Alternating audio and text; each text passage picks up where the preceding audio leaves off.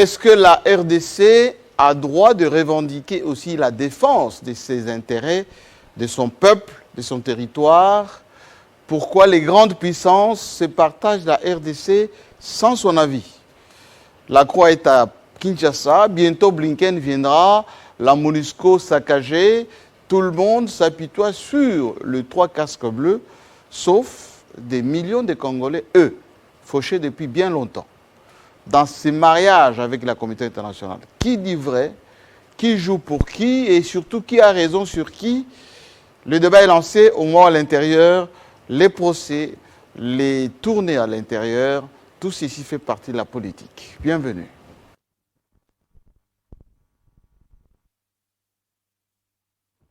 Il veut nous enliser dans un engrenage fatal.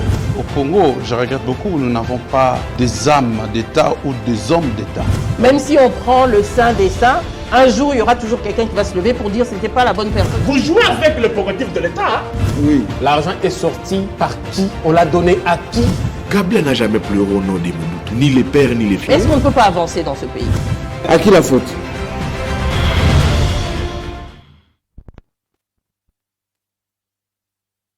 Bienvenue. Merci de la confiance et d'abord merci pour votre fidélité cette semaine. Une grande émission avec Patrick Mouyaya.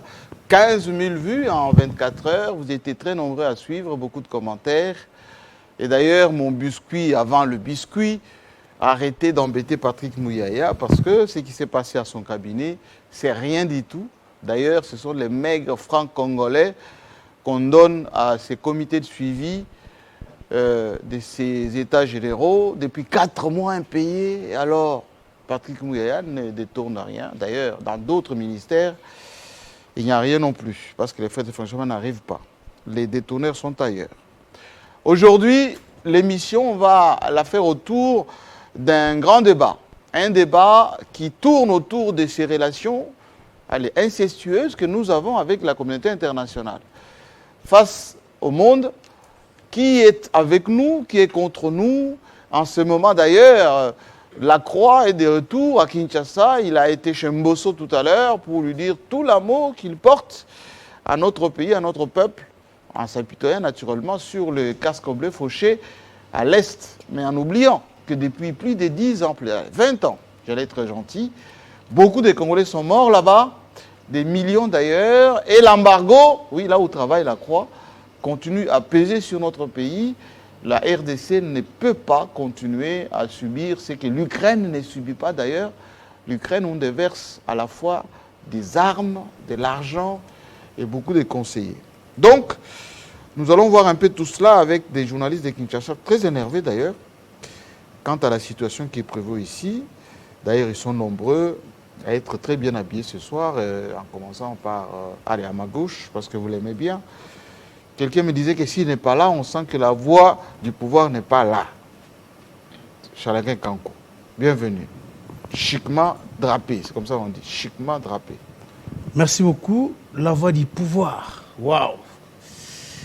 Bon, il y a celui qui est près du pouvoir, qui va parler juste après vous, mais la voix du pouvoir. La voix du pouvoir, je pense que... Authentifié. Vous nous invitez sur ces plateaux. Journaliste. Journalistes, pour que l'on fasse des analyses. Et ces analyses-là peuvent, par moment, rencontrer la position de la gauche ou de la droite. Alors, c'est à l'opinion des jugés.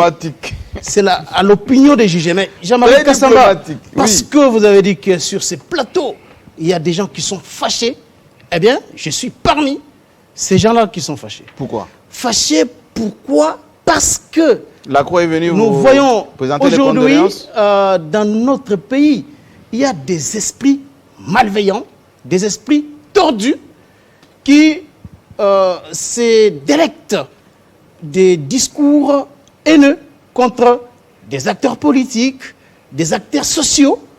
Par exemple, qui? Non, vous avez parlé de Jean-Pierre Lacroix. Ici, je pense qu'on va entrer dans les fonds du sujet. Jean-Pierre Lacroix était au Parlement. Il a rencontré le président de l'Assemblée nationale, mais aussi le président du Sénat. Oui, Modeste Bahati Lukwebo. Dont on a dit que c'est lui qui était à la base. Hein, Voilà, avec son meeting anti-Monisco. Ce sont des esprits tordus, comme je venais de le dire ici. Des gens qui ne supportaient pas de voir aujourd'hui cet homme pacifique, cet homme non conflictuel. Modeste Bahati. Ah, mais bien sûr que oui. Un homme non conflictuel, un homme de paix qui a évolué Tout ça. pendant plusieurs années Oui. dans la société civile. Il est toujours Mais il est devenu à côté de la politique, société hein, civile. depuis. Oui, il est politique. Mais Jean-Marie Kassamba, vous savez que dans le Grand Kivu, beaucoup de leaders de cette partie de la République ont pris les armes à une certaine période. Qui en pour, veut à Bahati? S'il vous plaît, je suis en train de vous répondre. Oui. Ils ont pris des armes à une certaine période pour défendre, selon eux, la République. Mais Bahati Lukwebo est un homme qui n'est pas à ramasser à la petite cuillère. Il aurait pu faire comme les autres, mais il n'a jamais pris les armes. Il n'a pas de groupe armé, lui. Il n'a pas de groupe armé. Il n'y a aucun rapport. Vous ne trouverez jamais dans tous les rapports, même dans des enquêtes menées par les personnalités indépendantes, les ONG internationales indépendantes, vous ne trouverez jamais le nom de Bahati alors, qui en va à Bahati comme maintenant? étant Pourquoi parmi les gens qui impliqués dans des actes de violence. Qui veut bouffer Alors du Bahati? maintenant, Oui. c'est quand même triste de voir dans les réseaux sociaux, sur Twitter, les gens décontextualiser les discours de Modeste Bahati à Goma et à Bukavu. Parce que lorsque Modeste Bahati est arrivé à Goma, son discours est clair et ça se retrouve dans les réseaux sociaux un peu partout. Il n'a jamais appelé les Gomatraciens ou les Kivusiens Allez casser le aller piller, s'aimer la zizanie dans les installations de l'ONU. Jamais. Il a dit, il a posé la question à la foule et la foule était d'accord parce que c'est quelque chose qui se raconte depuis longtemps que les Congolais ne veulent pas la présence de la MONUSCO, des casques-bleus ici. Et Bahati a posé la question, les gens ont réagi positivement. Mais il leur a dit, on ne doit plus les bousculer ni les brutaliser. Mais regardez comment ces esprits... Mais vous ne répondez pas à ma question. Aujourd'hui, mais je suis en... Qui en veut à Bahati? Ce sont des acteurs je vais essayer de en réfléchir positionnement. les yeux ouverts. Attendez. Je vais essayer de réfléchir les yeux ouverts. Tout le monde spécule sur la sortie de Vital Kamerhe de prison et de ce leadership dans ce Sud Kivu, et Grand Kivu d'ailleurs, pour dire, aux côtés de Félix Tshisekedi ne peuvent pas exister 2 plus grands leaders du Sud Kivu. Il faut bien en bouffer un. Et Bahati, comme c'est l'héritier naturel, constitutionnel du président, il faut le bouffer avant. Il y a des histoires d'abord dans la maison soi-disant spoliée. Ensuite, il s'en est suivi la photo avec l'autre dame. Et maintenant, c'est l'affaire avec MONUSCO. On a l'impression qu'il y a quelque chose qui se trame là derrière Bahati. Jean-Marie Kassamba, je l'ai dit ici. Mon analyse est fausse ou pas? Je l'ai dit ici que Bahati Lukwebo est un homme non conflictuel. Et il n'a cité le nom des personnes comme faisant partie de ceux-là qui versent dans la conjuration contre lui. Mais nous savons, lorsque vous allez sur Twitter, sur Facebook, vous allez tout simplement vous poser des questions. C'est pas de bonne guerre, ça. C'est pas de bonne guerre. Comment est-ce que les acteurs politiques d'un parti politique X ou Y, ce sont eux qui s'acharnent sur Bahati? Lequel parti? Non, je ne peux pas citer les noms ici. Je ne vais pas citer les noms ici. C'est la partie, s'il vous plaît, je ne vais pas citer les noms des gens ici. Oui. Mais ceux qui nous suivent en ce moment, ils ont deviné. Ils savent, les gens d'une certaines familles politiques qui veulent salir l'image de Modeste Bahati. Et aujourd'hui, parce que vous l'avez dit, Jean-Pierre Lacroix était dans son bureau. Ils ont échangé. Et Jean-Pierre Lacroix, au sortir de l'audience, il a clairement dit que l'ONU comprend les frustrations de la population par rapport à ces soulèvements. Parce que certains disaient qu'il fallait poursuivre Bahati comme instigateur de... Non, mais comment ils peuvent les poursuivre? Parce que toutes les preuves sont là. Son discours est public, ça se retrouve un peu partout. Merci beaucoup. Donc Charles voilà ce Kinkanko. que Ayez vos voilà un peu apaisements. ma colère Nous par avons. rapport à cette question-là. Baissez votre colère. Baissez votre colère. Lui n'est pas en colère. Sincèrement. Est-ce que vous êtes en colère, M. Kalenga? Non, je ne suis pas en colère. Alors voilà. Si on est en colère, on ne saura pas. Patrick Kalenga d'Agence Tabala. Toujours proche d'Antena ou pas? Non. Indépendant. Nous sommes indépendants et tout. On a quitté Antenne depuis belle lurette et tout. Tout en va tout cas, bien? merci beaucoup. Tout va bien. Tout va bien. et Quelqu'un les me dit choses, que vous êtes dans le chocobitage parisien. Alors, il faut Qu'est-ce que ça veut descendre. vouloir dire le concept? Le chocobitage parisien, ça veut dire vous parlez comme Steven Bikaï. Vous connaissez Steven Bikaï? Ah, Steve Bikaï. Non, je ne parle pas comme Steve Bikaï en tout Tu cas. chocobites un peu franchement. comme ça. On l'aime bien. Ok. Bienvenue. Merci beaucoup. Laissez-moi accueillir, mais lui, je pense qu'il est en colère. Ben, je voulais dire un petit Par mot, rapport je crois un petit biscuit là, Sur la transformation, la métamorphose qu'est subie l'IEC, l'Institut supérieur de commerce. Ah, J'ai été là IEC. aujourd'hui, IEC. J'ai été là aujourd'hui Qu'est-ce qui se passe et parce qu'il j'apprendrai semble que les DG, il se c'est passe rien là-bas. le prof Émile Moïka Songo. Ah, on Aujourd'hui- l'a nommé là-bas. Oui, justement. Ah, c'est mon lui ami. qui est les DG. Il y a un Ah, c'est mon bâtiment. ami. Il y a un bâtiment qui vient, qui sera lancé. Moi qui ne voulais pas enseigner là-bas, peut-être. Il y a un bâtiment Peut-être. là qu'on a construit. C'est pour, mon ami, Emile Ngoy. Effectivement, il a a là-bas 30 un bon ans. travail. J'ai Très intelligent. du mal à venir sur un plateau de télé pour parler d'un biscuit. ou Qu'est-ce quoi qu'il que a ce soit. fait depuis qu'il est là? C'est-à-dire qu'il y a un bâtiment, il y a la propriété à l'IEC, il y a un bâtiment qui est nouvellement construit et qui sera inauguré au mois d'août, Oui. en début août. Aujourd'hui, il y avait une activité de femmes de l'administration de la fonction publique. Ils ont invité Jean-Pierre Liao et l'hôte de marque, c'était le DG de l'IEC. Et c'est là que j'ai appris que les professeurs, les enseignants qui sont là-bas et les membres du comité de gestion ont travaillé pour rehausser l'enveloppe salariale de professeurs qui enseignent oui là-bas. Et l'ambition de ce monsieur, le prof Émile Ngoyi, c'est de faire en sorte que l'IEC soit une Vous grande savez que école c'est lui de qui commerce. avait modernisé le GFREM. Hein? Effectivement. Et c'est lui, quand il était ministre de l'enseignement supérieur universitaire, qui avait introduit une dose de qualité. Et c'est lui qui a été, je pense, à l'économie. Il En est tout cas, excellent. Ça me fait du C'est bien un que vous... docteur de l'université de Créteil. Tout à fait. Le jour de la soutenance, j'étais là et on vivait dans le même coin. Je l'avais encouragé, lui et Toussaint Chilombo, Oui. à défendre leur thèse. Et j'en suis fier. En tout cas, qualitativement, c'est une Il personne est qu'on peut excellent. défendre sur un Il plateau de est télévision. excellent. Il est excellent. Donc, trêve de bavardage, je ne dis plus rien. Merci Parce beaucoup. que- En tout cas, cette fois-ci, je vais peut-être aller enseigner là-bas. D'accord. Je suis déjà à l'ENA, à l'ISIPA. J'ai été visiter moi-même aussi à l'IFASIC, chez Kambaï Boacha. Voilà, du bon travail qui est en perspective là-bas. Mais apparemment, Kambaï Boacha est... Non, par des gens qui ne veulent pas que il y a ça des change. querelles. Voilà, des gens qui ne veulent Les pas que gens ça qui ne change. veulent pas que ça change. Ils viennent Sous prétexte d'instaurer que c'est pas là-bas. un enfant de maison. Que l'enfant de maison, c'est un Franchement. grand professeur d'université, doyen à l'IPEN, etc. Il est... Ancien ministre de l'Essor. Alors, on ne peut pas Imaginez. rêver mieux. D'ailleurs, pour la première fois, il a institué une carte biométrique pour identifier les vrais et les faux étudiants. Effectivement. Voilà, donc que les gens se taisent un tout petit peu. Lui, il est en colère, je l'ai dit tout à l'heure. Monsieur Wemba. Pourquoi on ne veut pas de Sesanga à Kananga? Sisanga, il n'est pas à Kananga. À ce que je sache, il est à Londres. Il est à Londres. Non, mais il a amené des tracteurs là-bas pour faire quelque chose. On a suspendu les travaux. Oui, bon, écoutez, ça dérange l'exécutif Mais national. pourquoi, monsieur le gouverneur? Ça dérange C'est l'exécutif Kassai ou Kassai national. central? Parce que les Kassaïens, il ne faut pas seulement les revendre les matchs Yamamé. Nous, les Kassaïens ont des sérieux problèmes de l'accès à l'eau potable, à l'électricité. Ils vivent dans une grande misère. Alors moi, je pense que même si on n'aimait pas Sesanga, pour autant que cette action va profiter... Mais parce que quelqu'un qui amène moi- du matériel moi, pour je suis vous aider à faire la route, où est le Même les mal? forages d'eau, je suis resté à Kananga, mais pour trouver de l'eau potable, c'est tout un problème. Donc je pense qu'au-delà de la personne de Et Sesanga, du coup, il a stoppé les travaux. donc il y a un problème, les gouverneurs ne veulent pas, hein, parce que l'exécutif, on a constaté que ça fait 4 ans. Et d'ailleurs, j'ai vu un papier qui circule qu'il y a des problèmes de malversation là-bas.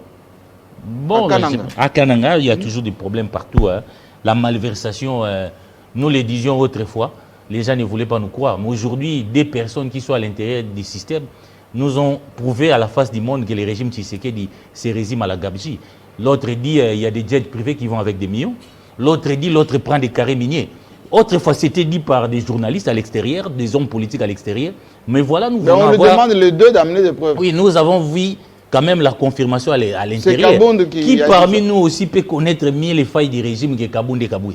Bon, si on lui demande des plans de vol et tout ça, il va Bon, donner. non, moi j'ai dit, j'ai écouté, j'ai entendu que ça vient d'une personne qui vient de l'intérieur du système. Et on n'a pas dit que c'est faux de l'autre côté Alimité. Alimité a dit, toi aussi, tu as des carrés miniers. Comme si on te dit que ta maman a volé, ta maman aussi a volé. On lui a C'est demandé absurde. d'amener des preuves. Mais à part ça, j'avais quand même mon petit biscuit, une Sur interpellation, parce que nous assistons quand même à une situation un peu... c'est devenu chronique quand même. Parce que quand on parle de l'état des droits, il faut que les vivre, ça ne doit pas être dans des slogans. Et un des poumons de l'état des droits, c'est notre justice. Et il y a un des nôtres, pas un ami qui est habitué dans les débats politiques.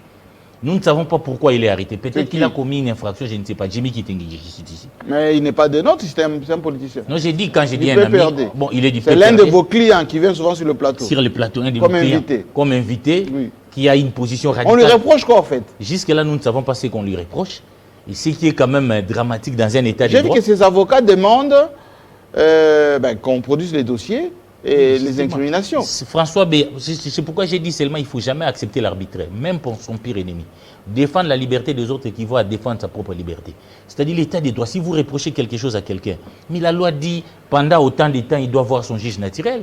Avoir accès, c'est défendre. Parce que les droits de la défense, c'est sacré dans un état des droits. Nous l'avons vu avec François B, les gens ont justifié, mais jusque-là, on ne sait pas comment on est dans le procès. Ben lui aussi voulait faire Et nous avons vu la manière dont un citoyen congolais, Yves Bouya, moi je ne dis pas qu'il était parfait, la manière dont on l'a arrêté, on l'amène de manière irrégulière. Je pense que c'est qui prophétise l'état des droits à contrat des pouvoirs. Est-ce que c'est la nouvelle méthode d'arrêter de tuer des gens en civil à l'improviste? Cette façon d'arrêter les gens, je ne sais pas si on veut faire peur, mais on a promis qu'on va construire l'état des droits. On peut envoyer une invitation. Mais je crois que oui, l'état des droits, dans les normes, même non? si une personne est accusée, il doit bénéficier du droit de la défense. Ce qui se passe, ce n'est pas acceptable. Partout. Comme moi, j'ai condamné même la manière cavalière qu'on a fait à Kabound. Les gens ont pensé que j'ai défendu Kabound. Non, il y a des gens qui autrefois qui défendaient Kabound. Mais nous, nous sommes ici pour défendre les principes et l'état des droits. C'est-à-dire que même un criminel, on doit respecter ses droits. On ne doit pas sous prétexte, parce que Saddam Hussein, vous savez quand on a tué Saddam Hussein, des ONG des droits de l'homme ont levé la voix pour dire que son procès n'a pas été équitable. Parce qu'on estime que dans le monde libre, même un criminel a le droit de se défendre, a un droit à un procès On a équitable. combien de jours pour rester à la nerf en général? Moi, on nous a parlé de 48 heures. 48 heures, quand quelqu'un est arrêté, après 48 heures, il doit connaître son juge naturel. En tout cas, François Béa a bâti les records de plus de 40 jours. Bon, maintenant, c'est Jimmy Kitenge, ça fait déjà plus de 4 jours où il n'a pas accès à ses avocats. Nous ne savons pas, on ne peut pas commenter parce qu'on ne sait pas de quoi il est accusé, mais on respecte quand même les droits de la défense. Bon, et les droits laissez-moi des accueillir l'homme qui respire le pouvoir. Enfin, journaliste. Marc et TV s'appelle Denit Kaninda. Fermez les guillemets. Merci beaucoup Jean-Marie. Toujours bien drapé, jusqu'à la montre. Oui, c'est une exigence de la télévision, heureusement ou malheureusement. Non mais restez comme ça, restez comme ça. Merci. On n'a pas besoin des gens qui s'habillent bizarrement. Non mais c'est important Jean-Marie Kassamba. Si nous voulons l'excellence, ça doit transparaître. Parce même que si dans- quelqu'un, dans notre on vous effort. faisait un plan large, de la tête aux pieds, jusqu'aux notes, jusqu'au stylo. Vraiment. Non mais moi je comprends mal que quelqu'un devienne par exemple député, ministre, mais Il ne sait- découvre la cravate. Il ne sait pas nouer une cravate. Je ne comprends pas ça au fait. Il ne sait pas quel type de chemise il faut mettre pour telle veste. Juste pour vous faire rire. Je suis allé dans un cabinet ministériel, je ne dirai pas lequel, mais on comprendra. J'ai vu derrière le ministre 4 ou 5 cravates dénouées, d'autres nouées, accrochées là. Avec une paire de chaussures en bas. Non, mais simplement parce que le ministre ne sait pas nouer, il faut qu'on noue à la maison ou à la boutique et puis on lui ramène. C'est un peu ça. Non, mais bon, moi je crois Jean-Marie Kassamba, mon petit biscuit, c'est juste dans le carnet rose. Quelqu'un s'est marié? Saluer- Non, il s'agit de l'anniversaire du secrétaire général de l'UDPS, Oh! Augustin Kabouya, qui est en train de suivre cette émission. Donc il est né le lendemain de la naissance de Maman Olive. Ah bon? Maman Olive est née le 29 Bon. juillet Je serai à Rod Badibanga, je parlerai des raccordements. Non. Bon. Et Augustin Kabouya est né le 30 juillet. Voilà. Donc, joyeux anniversaire. Monsieur le secrétaire général, est-ce qu'il est prévu Voilà, donc, mais... non, mais il est vraiment attaqué dans tous les sens. Oui, il est attaqué dans tous les sens. Kabouya. Alors qu'on sent quand même que le travail... Diplômé de l'IEC. Dans ce parti, le travail... Et il avait distingué d'ailleurs. Oui. Oui. Oui. Il a distingué à l'IEC et il a remis quand même le sens du travail à l'UDPS. Bon, et aujourd'hui, on il sent n'avait pas la quand même, signature. Kabound était parti avec tout. on sent quand même que les fédérations commencent à fonctionner. Il fait travailler les fédérations. Et puis, c'est ce qu'il à fallait son compte pour aussi, ce Kabouya, parti. il a acheté les maisons des fédérations. Des fédérations de l'intérieur du pays. Avec quel argent? Oui. Donc, on sent quand même qu'il y a un sens d'organisation qui renaît dans le parti grâce à lui. Donc, un joyeux anniversaire et félicitations pour le travail qu'il a là-bas. Mais j'aimerais moi aussi placer un mot il par va fêter rapport... ou pas? Non, il ne fête pas. Il m'a dit qu'il ne fête pas, mais bon, ce soir, ses amis seront autour de lui. Voilà. Non, Jean-Marie, je voulais placer un mot par rapport au ministre Mouyaya. Oui. Moi, je comprends mal que mon ministre de la Communication et Médias puisse faire signer un communiqué pour interdire aux gens de commenter l'actualité. Non, alors que nous il n'a avons pas vu interdit. ici la question, l'instruction de Jimmy. C'est à l'ANR. Mais pourquoi nous en parlons? L'affaire François Beya, hautement sécuritaire. On en a commenté sur les plateaux de télévision. Pourquoi lui? Parce qu'il s'agit d'une vidéo de l'argent dans son cabinet. Il fait signer un communiqué. Taisez-vous, ne dites rien. Si vous dites quelque chose, on vous arrête. Non, il n'a pas dit ça. Que dit le communiqué? Non, il n'a pas dit ça. Il promet des poursuites judiciaires à quiconque va commenter l'affaire parce qu'il y a une instruction devant les juridictions. Qu'on se le dise clairement. Ce que nous avons vu comme image, c'est affligeant. Dans tous les cabinets ministériels, quand on envoie les frais de fonctionnement, ça arrive comme ça. Nous avons un État qui n'a pas digitalisé le flux, il n'y a pas de compte où on fait des transactions. L'argent quitte la banque centrale en liquide, va dans des cabinets ministériels en liquide. Alors, si vous interdit de parler, comment vous allez donner cette précision? Attendez. C'est pourquoi moi, je dénonce, j'ai dit... Attendez, je reprécise. Je vous en prie. Je ne dis pas parce que Patrick Mouyaya est notre ministre de tutelle ou parce que je l'ai reçu et que ça fait... Patrick Mouyaya fait du bon travail pour son pays. Non, alors, les gens ne savent pas où l'attaquer. Attendez, les gens ne savent pas où l'attaquer. Ils vont dans les caniveaux. D'ailleurs, ces francs congolais-là, c'est destiné aux membres du comité de suivi que nous sommes. 4 mois impayés. Ah, c'est pourquoi vous défendez. Laissez-nous parler, Jean-Marie Kassamba. Écoutez-moi. C'est votre argent, laissez-nous parler. Je peux même dire que beaucoup de ministres de ce gouvernement, pour leur compte, souffrent de manque de frais de fonctionnement. Oui, ça c'est connu. Alors, ceux qui détournent l'argent de la République, on sait où... Demandez à Kabound. C'est connu, GMK. Mon problème n'est pas dans les détournements. Qu'on laisse Patrick Mouyaya tranquille. GMK, on le rencontre sur les débats. Mon problème n'est pas dans les détournements. Moi, je les rencontre dans les faits et dans le travail et il ne m'a jamais rencontré. Donc, moi, je ne suis pas dans les détournements. Vous voulez régler des comptes à titre personnel? Non, mais il ne nous a jamais dit comment il a géré les frais des États généraux. Et il ne nous a jamais brandi les résolutions des États généraux officiellement. Ça existe. Jamais, officiellement, jamais. Ça existe. Je ne suis pas là-bas. Ce n'est pas ça le débat. Calmez-vous les biscuits. Ce n'est pas ça le débat. Oui. Moi, j'étais en train de dénoncer le fait qu'ils disent aux gens de ne pas commenter parce qu'il y a une instruction judiciaire. Non. Il y avait une instruction judiciaire sur l'affaire François Beya. Très sécuritaire. On a commenté, on continue à commenter. Eric Wemba vient de commenter. Mais pourquoi lui doit faire signer un communiqué pour dire c'est lui qui va oser, il aura des poursuites judiciaires? Non, nous ne sommes pas dans une république où il faut interdire aux gens de pouvoir parler parce que vous êtes ministre de la Communication et Médias. Ça, on n'acceptera jamais. Et quand vous êtes donc, là... moi, je ne dis pas qu'il y a eu détournement. Non, il n'y a pas eu détournement. Merci beaucoup. Mais il ne faut pas faire signer des communiqués comme ça. C'est comme si nous étions à l'époque des impairs. Ça, nous n'acceptons pas. Et vous êtes au courant qu'on a gazé les militants de l'IDPS à Kananga, pro-Kabound? Vous êtes au courant? Des militants de l'UDPS ou des militants Kabound? Des militants IDPS pro-Kabound. Non, mais vous savez, dans ce pays, quand vous quittez le bateau... On vous gaze? Non, c'est pas ça. Quand vous ça, quittez le bateau, vous adoptez un discours qui peut vous faire accepter dans le rang de l'opposition. Regardez le discours qu'il développe aujourd'hui. C'est le discours de Fayoul, c'est le discours de Lamouka. Parce qu'il sait que s'il a un autre discours, il n'aura pas une place dans l'opposition. Et pourquoi gazer ses militants? Ce n'est pas ça. Gazer, ça c'est la compétence des services de sécurité. Si vous troublez l'ordre public, pour remettre de l'ordre, la police a le droit de gazer. Mais pas de tirer à balles réelles comme ça se faisait à l'époque. Aujourd'hui, au moins, c'est à coup de gaz lacrymogène, on disperse. Vous voyez. Donc là, c'est tout à fait normal. Mais maintenant, moi, ce que je voudrais aussi dénoncer ici. Vous savez, les politiciens, lorsqu'ils viennent de quitter le bateau, il a encore ces millions de dollars. Il pense qu'il peut prouver sa popularité à travers des mobilisations comme... S'il vous plaît, Jean-Marie, s'il vous plaît. Vous êtes invité pour répondre... les jeunes gens qui sont venus. Vous êtes invité pour répondre à une invitation. Oui. Il a sympathisant. Mais vous mobilisez les gens autour de vous. Comment il a mobilisé? Ils sont venus spontanément. Jean-Marie, vous savez comment ça se passe. Nous sommes tous Congolais, nous sommes dans l'arène politique, nous savons ce qui se passe. Vous mobilisez les gens parce que vous avez encore des millions de dollars. Je crois que c'est une politique qui ne paye pas finalement.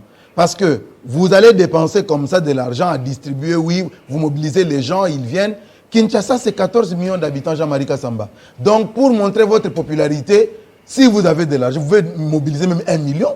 Sur les 14 millions, vous pouvez mobiliser 1 million de gens. On a dit qu'on a... Ouais, c'est pas ça, la a dit qu'on a bloqué hein. tous ces comptes et son argent a été confisqué. Donc, il ne faut pas suivre ces histoires-là pour dire, voilà, les sympathisants... Je vais accueillir celui qui sort de l'avion, à peine. Ah, il est... Comme quoi, les journalistes de Kinshasa voyagent. Hein? Beaucoup. Il s'appelle Pi Gérard Lenga, qui est de la TNC2. Cravate rouge comme Matata Tampogno, qui a fait... tonnerre d'applaudissements, pour ne pas dire standing ovation, à Kindu Natal, où il a été accueilli en grande pompe là-bas. Bienvenue, monsieur. Merci, Jean-Marie. Oui, c'est vrai, j'ai reçu mon invitation lorsque je descendais de l'avion, quand Patience m'a appelé. Et je me suis dit, pour besoin du devoir, je dois venir. Vous étiez faire quoi là-bas d'abord? À Addis Abeba? Oui, on a fait un séjour à Addis Abeba et puis on est allé le finir à Dar es Salaam, à Tanzanie. C'était dans le cadre du forum des médias de la SADC. Nous avons été invités pour parler sur les réflexions sur l'élaboration des politiques communicationnelles par rapport à la sensibilisation pour lutter contre la tuberculose. Et nous étions 13 pays qui étaient présents et la RDC avait été représentée modestement dans une délégation que j'avais conduite qui était composée de Dou Jésus Beledou ainsi que Joséphine Mapouya de la RTNC 1. Nous avons été là, les travaux se sont bien déroulés et notre voix a été... Est-ce que vous avez donné la voix, la vraie, de la RDC? Vous pouvez vous imaginer. Nous sommes vos journalistes comme président et vous savez de quoi nous sommes capables. Non, j'ai confiance. Quelque part, c'est votre fierté aussi, mais par-delà, la fierté de toute la corporation au niveau de la RDC. Et donc, c'était intéressant à côté des anglophones. Et nous étions avec les Malgaches, les seuls deux pays, le bloc qui formait les pays francophones. On dit très souvent que nos délégués ne parlent souvent, ou peu ou pas du tout dans ce genre de meetings. Bon, vous savez, moi j'ai un petit avantage. Je parle le swahili ainsi que l'anglais, parce que nous avions le système de traduction. Mais on a fustigé un petit comportement du côté de nos amis anglophones qui... Quand nous, on disait bonjour, c'est presque personne qui répondait dans la salle lorsque nous prenions la parole. Comment ça? Et quand ils parlent, nous, on répond quand même en anglais, on essaie de faire de répondre. Et quand j'ai pris la parole, j'ai dit, mais c'était injuste. Et l'anglais et le français ne sont pas des langues d'origine africaine, ce sont des langues de colonisation. En quoi est-ce que vous, les anglophones, vous allez vous sentir un peu plus supérieurs à nous, francophones? Et vous parlez en français, bien sûr. Ah oui, nous, on parlait en français. Toutes nos interventions étaient en français. Et toutes les interventions étaient en anglais. Il y avait tradition, bien sûr, et puis on se comprenait très bien. Donc les assises se sont bien déroulées. Et coup de chapeau à l'ensemble de la corporation. Monsieur le chef de la délégation. Mais dans le biscuit, je vais quand même revenir sur là où vous avez cité, aux bons amis, la reconnaissance. Et je voudrais aussi souhaiter un joyeux anniversaire. À qui? Bien sûr, à Augustin Kabouya. le secrétaire général de l'IDPS, qui aujourd'hui... Maman Olive n'a pas fêté. Oui. On va suivre si Augustin Kabouya va fêter. Sinon, les photos vont fêter. Chacun est libre, les photos vont fêter. Je venais de parler avec Augustin, ce sont ses amis qui vont aller les voir dans sa résidence. Ne trouvez pas d'excuse, hein? Non, il n'y a pas d'excuse. Maman Olive s'est enfermée dans sa chambre, elle a médité. Même le fleur n'a pas problème. Même dit-on de Raïs, on a vu que même si les Raïs lui-même ne fêtait pas ses anniversaires, je parle de Joseph Kabila, mais vous autres là, vous organisez quand même des buffets à son honneur. Ça ne pose pas de problème. Donc Kabouya va des éléments de précision en sa personne. Il faut dire qu'Augustin Kabouya est né le 30 juillet 1969 et il a aujourd'hui 53 ans. Oh oui. Précision sur son âge réel, 53 ans. Petit, non? Et comme petit, non, il y a 3 ans, il y a 56 ans. Voilà. Il y a l'âge de Pasteur Goudet, il y a 56 ans. 66. Donc 53 ans. Et pour ce que vous avez dit, Augustin Kabouya, c'est un diplômé de l'IEC. Il est licencié en sciences financières et commerciales avec comme option fiscalité. Ce sont des petites précisions comme ça que nous avons qu'il faut donner pour que les gens sortent plus quand même. Kaboun, il paraît. Non, bon. Le président Kaboun... le président Kaboun, maintenant... Vous pouvez le dire maintenant. Non, mais on l'a toujours dit. Le président Kaboun est en première licence à la faculté des droits maintenant. Nous sommes avec lui là. Et puis, il est en train d'étudier. Mais le problème, c'est... cette symbiose qu'on doit faire entre les études et ce qu'on vaut réellement sur le plan intellect, ça, c'est pas un problème. Ça, c'est pas un problème. Et maintenant, vous avez parlé de l'argent parce que vous avez fleuré quelque chose d'important. Kabouya, sur son actif, a acheté des sièges, des maisons pour les fédérations à travers le pays. Vous avez dit avec quel argent? Il ne faut pas laisser ça comme ça parce qu'on a l'information. C'est l'argent des contributions de tous ceux qui travaillent et au gouvernement et aux institutions et à toutes les autres structures du pays pour les comptes de l'UDPS. Vous savez comment est-ce que les partis politiques fonctionnent chez nous? C'est le système de 10%. Et il y a aussi des dons particuliers qui viennent par-ci, par-là, un peu, quand on fait un peu le procès sur le cortège de Kabound avec tous les véhicules neufs qu'il a là-bas. Moi, je sais que ça c'est elle qui a donné... Tranquille. Non, je parle plutôt de Kabouya. C'est elle qui a donné, c'est elle qui a donné. Le cortège de Kabouya? Ah oui, ce sont des véhicules qu'on lui a offert comme ça. Et donc, il y a de l'argent. Mais lui aussi, si vous prenez 500 $, s'il vous plaît. Mais est-ce que, attendez, cette manière de présenter les choses, je trouve ça un peu dénigrant. Bon, non, il vendait du carburant, Jean-Marie. Il n'était pas Kadhafi. Il vendait dans le tonneau. Jean-Marie, excusez s'il vous plaît. Avec en grande quantité. Excusez-moi s'il vous plaît. Il ne faut pas le réduire au Kadhafi. Vous savez, voilà, justement. Il ne faut pas le réduire au Kadhafi. Vous savez que dans le passé de Moïse Katumbi, Moïse Katumbi a fait fortune dans la vente des poissons. Oui. Et quelqu'un se dirait peut-être que moi j'ai eu mon argent dans la vente de Makala. Et il s'agit de quel Makala? Cette personne peut avoir des dépôts et des dépôts de Makala. Parce que c'est comme si on vendait du carburant, c'est quelque chose de... Non. Mais aujourd'hui, nous tous ici pour se déplacer, c'est avec du carburant. Alors, il faut féliciter ces gens qui ont passé un temps que vous connaissez à l'opposition, sans travail, sans quoi que ce soit, mais ils ont survécu à travers leur débrouillardise personnelle. Ça, c'est très important. Merci. Donc, Augustin Kabouya, joyeux anniversaire à vous. Bienvenue. Maintenant, je termine, s'il vous plaît. Non, je termine avec ces petits biscuits également. Oui. C'est par rapport à la position du professeur Bahati. On a déjà parlé de Non, pardon. Juste une phrase, c'est important. Alors, dites une fois. Que les gens veulent aujourd'hui récupérer ça politiquement. Aujourd'hui, on croit que les politiques n'ont pas droit à la vie. Un politique qui travaille comme Bahati, là, qui a commencé à travailler depuis que nous sommes des enfants, qui est dans le monde des affaires, ne peut pas s'acheter une maison, ne peut pas s'acheter une voiture, ne peut pas. Et nous savons, même si vous posez la question et que Charles-Quint est resté un peu, je dirais, élégant ou quoi, mais on sait que dans cette guerre d'espace géographique, on l'a vu clairement, des journalistes qui sont sous-traités par l'INC pour attaquer. Non, mais laissez-moi vous dire, moi je ne mets pas de l'eau. Attendez, moi je ne mets pas de l'eau dans ma bouche comme Charles-Quint, qui sont sous-traités par l'INC, qui attaquent gratuitement Bahati. Attendez, qui attaquent gratuitement les Bahati. Vous avez suivi l'affaire Parcelle au niveau de Kassavoubou. La vérité maintenant est là. Bahati n'est pour rien. Et vous savez, ces derniers temps dans les réseaux sociaux, on a pris tous les extraits d'Iraïs, du président Kabila. Il a été le premier, je crois que c'est l'une de Permanche où il a été attaqué par la communauté internationale quand il a clairement mis son opposition dans sa dernière prise de parole sur la tribune des Nations Unies par rapport au retrait de la MONUSCO. Et Kabila ne l'avait pas dit par le dos de la cuillère. Qu'est-ce que Bahati a dit? C'est tout ce que la majorité des Congolais disent très bas. Moi-même, le premier, je suis anti-MONUSCO. On a affaire aux coopérants, aux vrais aventuriers internationaux qui viennent ici pour chercher de l'argent chez nous. Il est temps que ces gens plus bagagent et regagnent chez eux. Un petit Bangladesh qui touchait, je ne sais pas, 300 ou 500 dollars chez lui. Ici, 500. Grâce à la MONUSCO, il touche 3000 dollars comme militaire, même pas 100. Et vous voyez que ce sont des gens comme ça qui vont accepter de rentrer. Oui. Alors, laissez Bahati tranquille. Ce que Bahati a dit, la réaction là, c'est normal parce que ça a rencontré tout ce que les Congolais veulent aujourd'hui parce qu'à travers l'histoire des Nations Unies, aucune mission des Nations Unies n'a fini une guerre à travers le monde. À Sierra Leone, ils ont été chassés comme ça. Au Libéria, c'est la même chose. Et ici, chez nous, 1999, aujourd'hui, 23 ans. Si on était au Kasaï, une fille de 13 ans aurait même 5 enfants et vous seriez déjà licencié. Et donc, ces gens doivent partir, laisser Bahati calme. La voix de tous les Congolais ici, c'est ça, la MONUSCO doit partir parce qu'on en a marre. Ils coopèrent avec les groupes armés, ils sont à la base de beaucoup de choses. N'entrez pas dans le débat, monsieur. Voilà. Le débat aujourd'hui, pour terminer, pour vous dire qu'on était en colère. Info vrai. On ne donne pas ses fonctions autres que cela. Vous allez bien d'abord? Je suis journaliste ici, donc c'est mieux de laisser ces fonctions-là que vous connaissez. Est-ce que vous allez bien d'abord?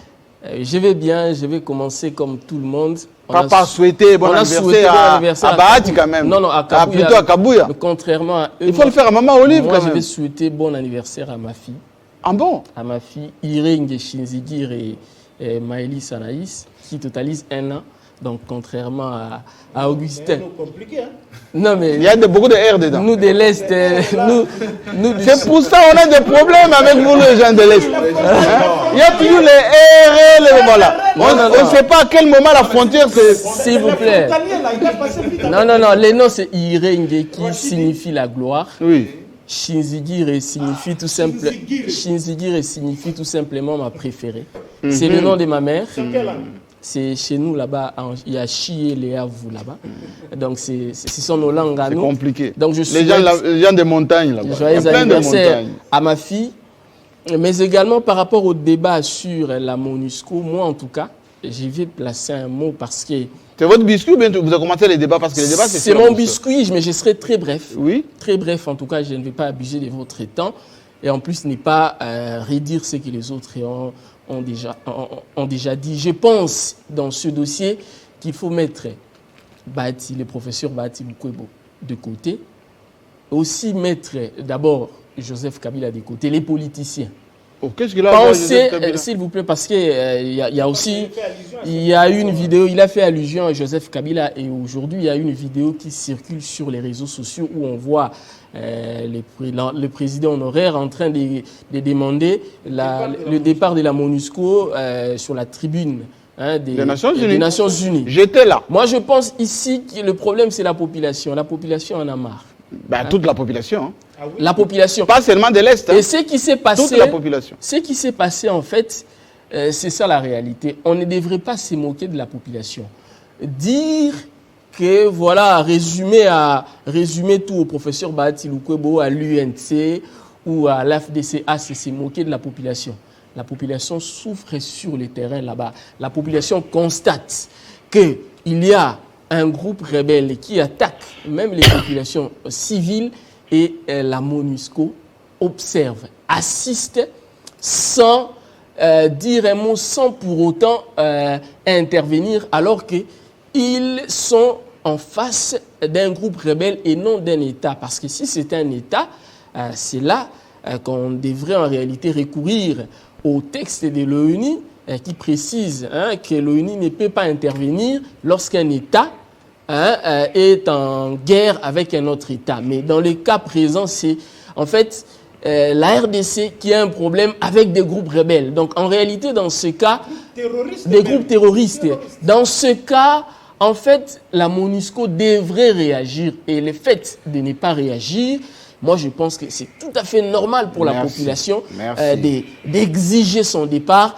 Et ce qui n'est pas nouveau en tout cas. Moi je pense que cette fois-ci, pour une fois, en fait, qu'ils prennent cela avec bonne foi et aussi réagissent avec dignité et honneur qu'ils quittent les territoires. À vrai dire, il n'y a pas de débat. Bahati, ce n'est pas un belliciste. Ce que les autres disent, c'est tout simplement relayer ce que pense la population, toute la population d'ailleurs.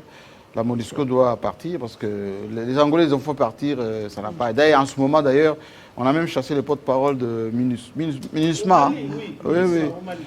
Ils sont au Liban depuis 50 ans et ils n'ont rien fait du tout. Oui, avant qu'on commence les débats. Moi, j'allais quand même réagir parce que j'ai vu combien inutilement d'incriminés l'INC ici. Laissez-moi aussi parce que j'ai vu combien... Je donne un point de vue. Il y a les droits de défendre Bayati. Les autres ont sur les droits de défendre. C'est pas un débat. Mais j'ai vu des gens, ils ont parlé Charles-Quint et consorts. Ils ont insinué derrière, il y a Kamer derrière. Moi, je ne vois pas comment est-ce qu'un leader comme Kamer, qui a un poids politique, que Bahati n'a pas, parce que Bahati, j'ai constaté que... ton point de vue. Je suis en train de dire, par deux fois, il a été candidat aux élections législatives, à Bukavu et à Barak. Il n'a pas été élu. Il est allé se faire élire au Sénat au suffrage universel indirect. Si on compare même l'INC avec l'AFDC, on constate que l'AFDC, c'est un parti. Quand il constate que Jean-Marie Delora, on vous donne l'argent pour être candidat. Donc ce n'est pas un parti qui a un ancrage sociologique. Ça, c'est votre avis. Et moi, je vais dire cela. Donc, merci. Non, par cela, Jean-Marie, parce que s'il y a inaction, parce que maintenant là, par exemple, on va en dire que nous tous, nous sommes instrumentalisés par l'INC. On a dit, Génie a dit, si on ne peut pas empêcher aux journalistes de commenter l'actualité, s'il y a un dossier judiciaire contre Bahati, pourquoi vous allez nous empêcher de commenter ça? J'apprends qu'une dame à GB a porté plainte contre Bahati sur son loyer où Bahati louait. C'est 17 mois impayés, Bahati lui doit. Laissez-moi, laissez-moi chez mon biscuit. Merci beaucoup. Ça se trouve. C'est pas prouvé ça. Ça se trouve au tribunal du commerce. Je ne comprends pas. On verra ça. Mais laissez-nous le dire parce que vous pensez que vous avez le droit de statuer Bahati, non? Merci beaucoup. On doit entrer dans le débat maintenant. Merci, monsieur. Mais Jean-Marie, je profite quand même. Merci beaucoup. Ça se trouve au tribunal du commerce. Merci beaucoup. La MONUSCO ne peut pas devenir l'esquisse à l'inquirie de l'État congolais à organiser sa défense. Nous allons le dire ici, nous allons démontrer. Merci beaucoup. Ici, tout et le débat va commencer maintenant en précisant d'abord, il y a un demi-biscuit là qui m'est parvenu pendant que j'étais en train de parler.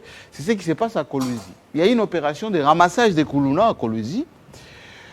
Et 3 jours après, les Koulouna ont disparu des cachots. Et on est venu, on a arrêté le commandant sécurité de la ville, de la police. Et celui qui fait l'intérim là-bas, de celui qui était décédé, a fait une nouvelle opération pour cette fois-ci ramasser et les étudiants, et les Koulouna, et même les enseignants qui sont en prison. Aujourd'hui même, les parents sont venus, et les femmes de tous ces gens, pour réclamer leur liberté. Le commandant, enfin, le patron de la police nationale, général Amouli, très bon général, d'ailleurs qui a été... réhabilité par la justice par rapport à ce qu'il avait connu à son temps avec Kabound, etc. Eh bien, il ne peut pas cautionner ça tel que nous le connaissons. Et je pense qu'il faut en finir avec ces types d'arrestations un peu, je dirais, rocambolesques qui n'honorent pas notre police. La police a besoin des commandants au sang-froid qui font leur travail correctement. S'il y a des innocents à Kolwezi, il faut les sortir de ces cachots et surtout ne pas brouiller le travail que Fifi Masuka fait là-bas, qui fait du bon travail d'ailleurs, pour nos compatriotes de Kolwezi. Le biscuit est fermé, on entend le débat maintenant. Je pose la question beaucoup plus directement à Charles Kenkankou, qui souvent, quand il dit « je suis congolais, patriote », le Congo, pays de Lumumba, ne peut pas accepter qu'on puisse être considéré comme des sous-hommes. J'ai écouté avec beaucoup de précision M. Lacroix, qui est sous-secrétaire, enfin, il est l'adjoint de Thérèse, qui s'occupe... oui, de l'humanité. Kofi Annan est passé par là, on connaît bien cette fonction-là. Il est venu pour s'apitoyer sur plus de 20 morts. Il est venu, je vis à ses côtés, il y avait la dame de la MONUSCO, comment s'appelle-t-elle? Bintou Keïta. Qui, elle aussi, au Conseil de sécurité nationale, avait dit que la MONUSCO n'a pas les moyens de combattre les Rwandais déguisés sous forme de M23 et que ces gens-là, ils sont maintenant hyper sophistiqués avec leurs armes, ils viennent avec des viseurs nocturnes, etc. Et que c'est comme une armée régulière. Et la Croix nous dit, il faut qu'on se dise la vérité de part et d'autre. Que les Congolais disent qu'ils ont leurs faiblesses, que nous aussi, au MONUSCO, qu'on connaît nos faiblesses, on doit réfléchir, on a déjà validé qu'on va partir, mais il faut qu'on le fasse d'une manière propre, etc. Mais 20 ans, enfin 23, ça a été dit tout à l'heure. 22 ans. Non, c'est 23 ans, 99. 99, ok. D'abord, la Charles Aguin-Kankou. 22 ans et demi. Patriote de votre État. Est-ce que la MONUSCO doit dégager là maintenant ou il faut mettre des formes, leur donner encore 1 an? La réponse est brève, claire et simple. Et vous allez m'excuser de le dire, ça se résume dans un tweet que j'ai lu. Un tweet incroyable de Steve Mbikaï. Au sortir de sa rencontre avec Modeste Bahati, Steve Mbikaï a dit ceci. Il a dit qu'aujourd'hui, la question de la MONUSCO se résume en des choses. Rectifier les tirs ou plier bagage. Des verbes. C'est ça aujourd'hui le problème, la question de la MONUSCO. Ils vont nous balader dans rectifier les tirs là. Hein. Ça se résume dans cela. Ils vont dire, rectifier les tirs, ça veut dire que soit la MONUSCO accepte aujourd'hui de mourir pour les Congolais ou partir. C'est tout simplement ça. Ils disent que ce n'est pas leur mission. Il n'y a pas de solution. Non, notre mission, c'est de supporter, de soutenir, d'être en second plan derrière les FARDC. En tout cas, Jean-Marie Kassamba, aujourd'hui, il n'y a pas de solution. La solution, soit la MONUSCO rectifie les tirs, c'est-à-dire, elle fait une autocritique.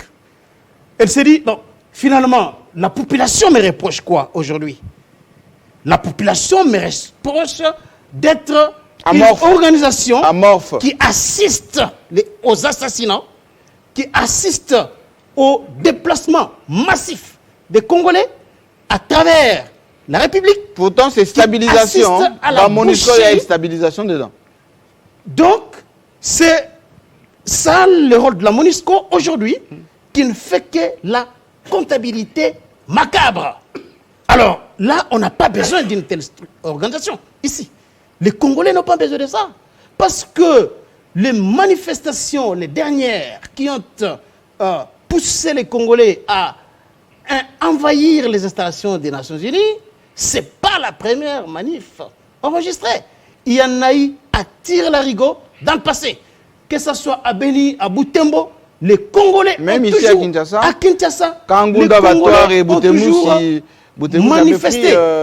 Voilà, on se souvient de la célèbre phrase « No Kuda, no job » des Indiens. Voilà. Donc, comment Jean-Marie Kassamba, pouvez-vous comprendre qu'une organisation comme celle-là, 1 milliard 500 millions de dollars. 1 milliard 500 millions de dollars de budget. 22 000 hommes éparpillés à travers la République, mais le gros des moyens à l'est de la République, hélicoptères, autoblindés et tous les Saint-Friscains. Mais malgré ça, zéro résultat. Les assassinats continuent, les déplacements massifs, les pillages de nos richesses et cerise sur les gâteaux. Lorsque le Rwanda décide de nous envahir, les FARDC affrontent l'ennemi, tuent les militaires, et on a des effets militaires, des preuves accablantes, irréfragables. Mais voilà un garde de la MONUSCO qui a le plaisir de faire une déclaration comme quoi... Il ne peut pas certifier la présence il ne peut pas, on ne peut pas, il ne peut pas confirmer que c'est le Rwanda. Ça c'est... Voilà pourquoi moi j'ai compris que cette MONUSCO est un nid d'espions. Ce n'est pas une organisation venue pour nous soutenir.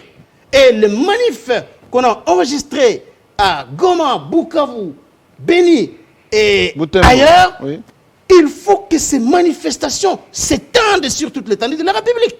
On va vous dire appel à la violence. Non, ce n'est pas appel à la violence. Moi, j'ai fait un appel à des manifestations pacifiques. Parce que ce soit aux États-Unis, que ce soit un peu partout à travers le monde, l'expression populaire. Dans notre constitution, les manifestations sont autorisées. Mais je n'accepte pas à ce qu'il y ait violence, qu'il y ait mort d'homme. Et j'ai aimé quand même la lucidité de cette dame. Waouh! Laquelle? La sénatrice Francine Mouyumba. Qu'est-ce qu'elle a dit? Qu'est-ce qu'elle a dit? Elle a dit clairement que les casques bleus exigent. Aujourd'hui, l'ONU, la communauté internationale, a exigé à ce qu'il y ait des enquêtes pour établir les responsabilités des assassinats. Alors, et elle a dit, si on enquête pour savoir qui ont tué les casques bleus, mais il faut aussi que notre gouvernement puisse enquêter pour savoir qui sont ces casques bleus-là qui ont tué les Congolais. 20. Les Congolais ne sont pas des bêtes que l'on peut égorger comme ça, facilement, et sans qu'il y ait réaction du côté congolais. J'ai aimé l'intelligence de cette dame. J'ai compris que cette femme a quand même un avenir politique. Elle peut même faire, permettez-moi de le dire, une bonne ministre des Affaires étrangères. Parce que règlement... Elle a fait de bonnes études. Voilà, donc en tout cas, j'ai aimé la réflexion. C'est l'épouse de Patrick Kanga. L'épouse de Patrick Kanga, en tout cas. Maman mais c'est Patrick... C'est une juriste et une journaliste. Voilà, oui, absolument. Mais c'est Patrick, félicitations, vous avez un cerveau à côté de vous. Merci. Donc j'ai aimé beaucoup l'étude de la dame, et je pense que c'est ce que le gouvernement doit faire. On ne peut pas seulement... on ne peut pas seulement enflammer la toile, faire des déclarations. C'est la question que je vais poser. S'il vous plaît, je termine par là. Terminez.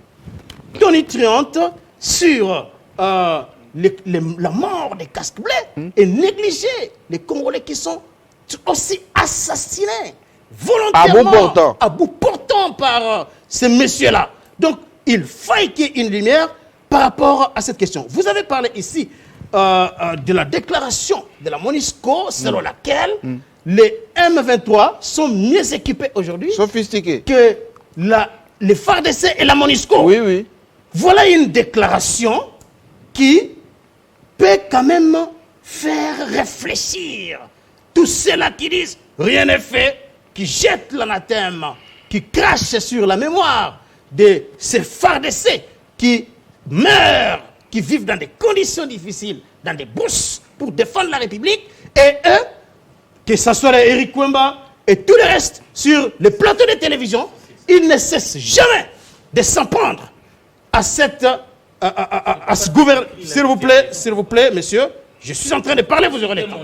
Je cite votre nom parce que vous êtes en face de moi. Donc ce n'est pas un problème, il n'y a pas une interdiction à ce que je ne puisse pas citer votre nom, monsieur. Chutez. Alors, c'est pour dire que aujourd'hui, il est de notoriété publique que le Rwanda et l'Ouganda ont armé les M23.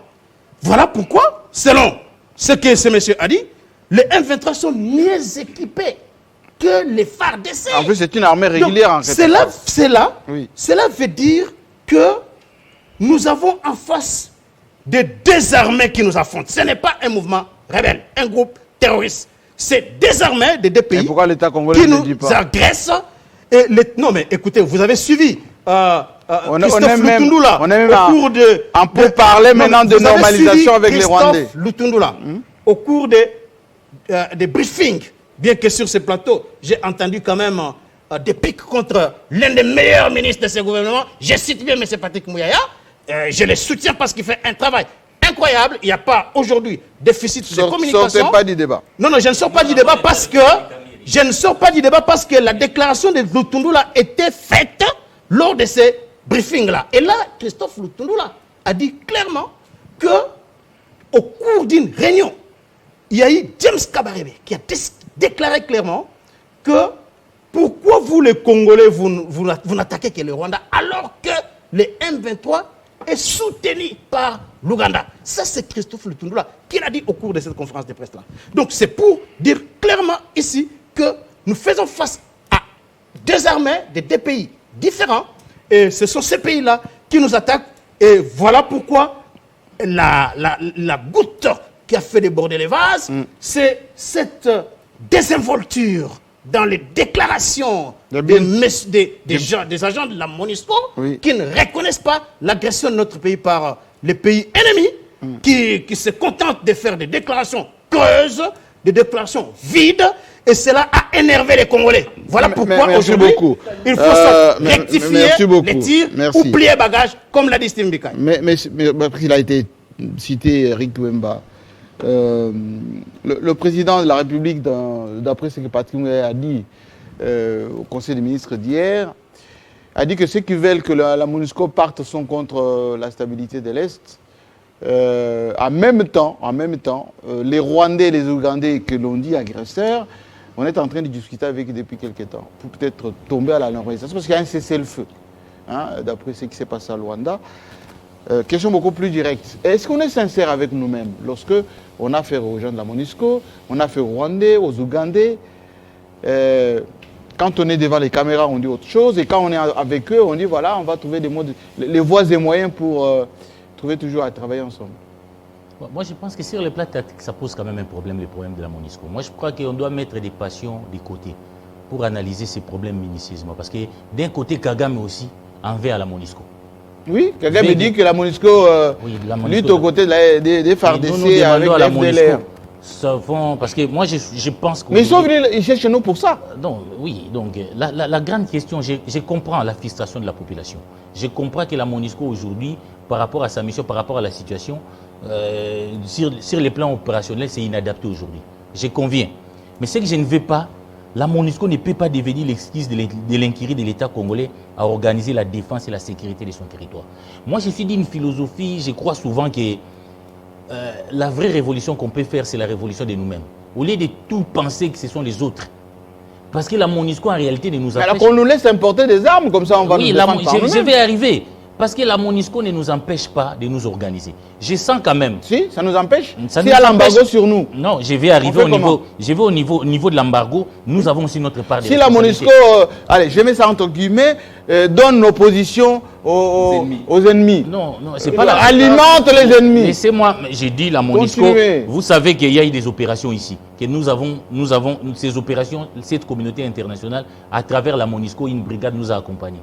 Même quand on a, avec les M23, les combats à l'Ituri, je ne dis pas que tout n'est pas parfait. Mais moi, j'ai comme l'impression que l'homme politique congolais, les dirigeants, ils trouvent les boucs émissaires. Ils trouvent les boucs émissaires aujourd'hui pour comment dirais-je, pour détourner la colère de la population. Parce que nous avons notre part de responsabilité. Il y a un état de siège qu'on a posé aux Congolais, un état de siège qu'on a présenté comme une solution miracle. À ce jour, on peut demander à M. le Président où en sommes-nous avec cet état de siège. Il parle de l'Ouganda. Il parle de James Kabarebe, il parle de la MONUSCO, parce qu'on fait toujours voir à l'extérieur. Est-ce que c'est la MONUSCO qui nous a demandé de mutualiser avec l'Ouganda? Nous avons fait une opération ici avec la mutualisation avec l'Ouganda.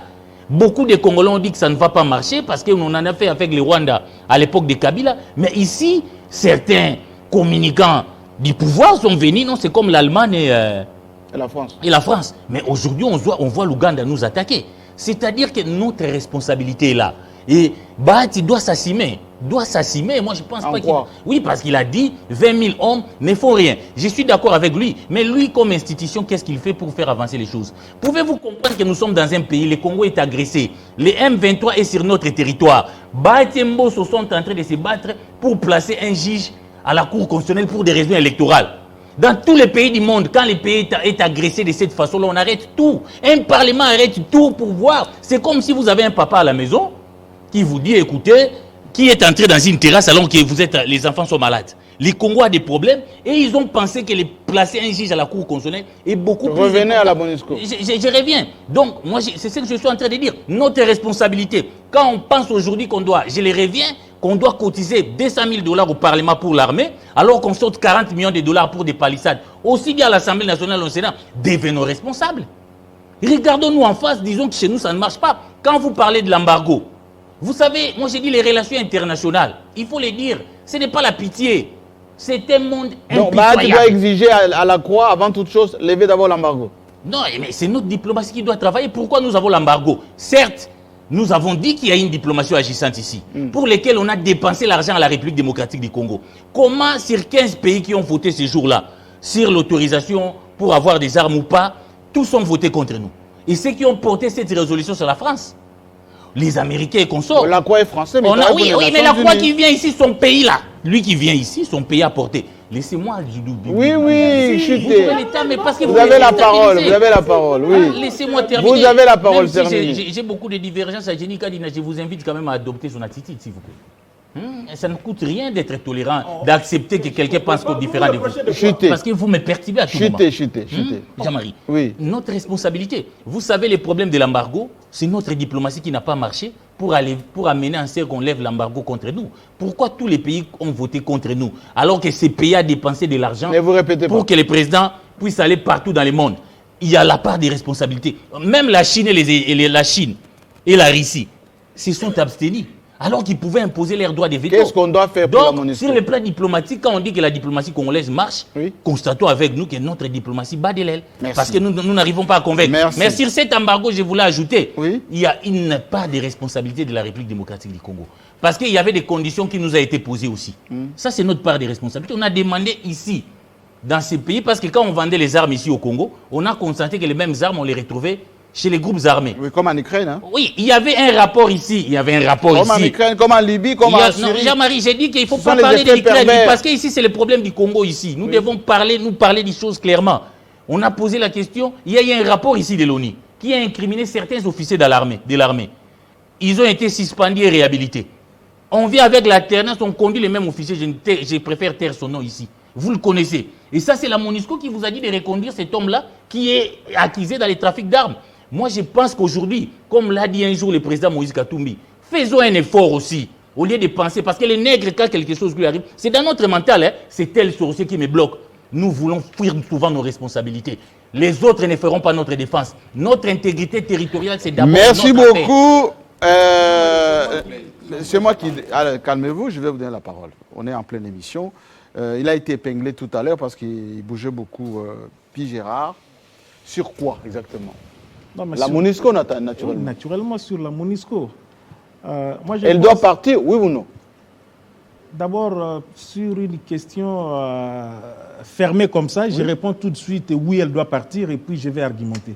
Mais seulement, je voudrais quand même revenir sur quelque chose par rapport à Eric pour comprendre qu'il y a des moments cruciaux qu'une nation peut traverser et pour lesquels nous devons faire appel à notre conscience nationale. Nous devons avoir une certaine communication à tenir pendant que nous sommes devant une situation telle que celle-ci et éviter certains raccordements frauduleux qui vont nous amener pratiquement à rien du tout. Parce que ici, lorsque le Rwanda est en train de nous agresser, ceux qui sont en train de souffrir à l'Est, ce sont nos frères. Et vous voyez qu'avec cette fibre nationale, même les gens qui sont au Congo central sont en train de ressentir cela parce qu'il s'agit ici d'un cas de l'unité nationale. Vite un balai historique. La MONUSCO est arrivée ici depuis 1999. Si je fais des petits calculs rapidement, j'avais 17 ans, quelque chose de comme ça. MONUC, oui. À l'époque de la MONUC. Oui. Et on est passé de la MONUC, c'est-à-dire mission de l'Organisation des Nations Unies au Congo, à la mission de l'Organisation des Nations, Unies pour la stabilisation MONUSCO. au Congo. Nous sommes scientifiques. Observation et puis stabilisation. Oui. Alors, tous ces concepts-là, nous parlons français ici, ont leur sens. Et moi, je me pose la question, quel est le contenu qu'on donne au concept stabilisation? C'est toute la question qu'il faut se poser. Le tout revient autour du bilan. 22 ans après, qu'est-ce que nous pouvons retenir de la MONUSCO? Vous épingliez tout à l'heure toute la durée du genre de ces missions au niveau des Liban. Nous tendons vers 5 décennies. Mais quel est le résultat aujourd'hui depuis l'histoire de la création des Nations Unies? On nous parle ici que c'est l'une des missions les plus importantes au monde, avec plus ou moins 22 personnels, dont 22 000 hommes, dont 17 000 seraient un personnel militaire, et 4 000 ou 5 000 personnels civils, dont 80% de ces effectifs ici en République. Et parmi eux, il y en a un, on m'a envoyé une vidéo où il est avec une fille en train de faire ses affaires. Oui, en train de faire ses affaires dans une Jeep là. Oui. Et bien UN, UN et puis voilà. Oui. Voilà les gens. Et il peut même pas enquêter sur ça pour savoir ce qui est sanctionné ou montré. Des petits malheureux qui étaient dans tel ou tel autre pays. On prend des Africains. Quand je vois la pauvre Bitou là, naturellement, c'est comme si des gens qu'on est entre. Parce que de ces effectifs, c'est du fonctionnaire international, c'est notre sœur africaine. Si vous regardez, vous allez voir que ces effectifs sont plus composés des Africains. Des Africains. Vous n'allez pas voir un contingent français, un contingent américain, canadien ou tout ceci. Non. Vous n'allez pas voir ça. Non. Alors ça, c'est une façon de se moquer de nous, Jean-Marie Kassamba. Vous avez dit quelque chose d'important ici lorsque Wemba parlait, que la MONUSCO était effectivement en train de nous bloquer. Pour besoin de l'histoire, Vous allez vous rappeler, l'espace de 50 avait publié là-dessus l'opération Pomme Orange, que je n'oublierai toujours jamais. Paix à leurs âmes, le général Baouma. Avec l'excellent Didier Toumba. Et il est encore vivant, il nous suit, l'amoureux de son Congo natal, le général Olenga. Oui. C'est lui qui était à cette époque-là le commandant de la force terrestre de notre armée. Et il n'y avait aucune assistance de la MONUSCO. 5 jours ont suffi pour qu'on puisse démettre les M23, les faire rentrer au Rwanda et en Ouganda, là où ils étaient venus. Oui. Ces gens ici, je le disais, ce sont des coopérants. La croix, s'il nous suit, tu dois avoir honte, monsieur. Toi, État MONUSCO, vous devez avoir honte, et là, vous êtes en train de nous suivre maintenant. Ce qui se passe ici, vous ne permettrez pas ça dans vos pays occidentaux. Vous ne le permettrez pas. Je crois qu'à un moment donné, même si c'est une junte, il faut un peu adopter l'attitude des Maliens. Vous voyez ce qui se passe au Mali. Vous voyez ce qui se passe au Mali. Jusqu'à ce qu'aujourd'hui, là, les fameux, les Drians, si c'est qui là, les ministres français là, des Affaires étrangères, il est presque poursuivi. Oui, oui. Et les Maliens ont dit niet, niet. J'ai dit même que... Et pourquoi on ne fait pas autant? Mais c'est ce que j'ai dit, on doit le faire. On doit le faire. Pourquoi on ne le fait pas? Au Conseil des ministres, on a plutôt trouvé de belles phrases. Pour l'instant, qui le disait? Je crois que c'est Irengue ici. Oui. L'affaire va au-delà de Tshisekedi, des débats et des institutions. C'est une affaire du peuple congolais. C'est une affaire du peuple congolais parce qu'on en a marre. Parlons seulement du bilan, comme je le disais. Parce que cette émission, 22 ans après, quel est le plus est suivi par les gens de la MONUSCO. C'est quoi le message? Ils sont en train de suivre. Quel est le plus petit groupe armé qui sévit à l'Est que la MONUSCO est parvenue à défaire ou à neutraliser? Ils sont là, nous allons coopérer avec leurs fameux porte-parole militaires là. Nous allons coopérer, on va donner des renseignements aux FARDC, on va faire ceci. Ces gens-là, je suis sûr que ce sont eux qui vendent nos positions au niveau de ces forces armées. Nous savons que le M23, ce ne sont pas des rebelles, ce sont des Rwandais qui sont en train de nous combattre. Comment la MONUSCO peut oser dire qu'un mouvement rebelle est plus armé que nous? Nous sommes spécialistes de la communication et à la limite de la communication de guerre. Lorsqu'on vous fait passer une telle communication, c'est une façon de chercher à affaiblir le moral de nos troupes sur le terrain pour dire que ne combattez pas, ces gens sont plus armés que vous et donc vous ne pouvez rien faire. Et moi je crois qu'il est temps pour l'instant, comme je le dis, l'affaire va au-delà des institutions du président et tout. Nous devons nous mettre debout pour faire partir cette MONUSCO.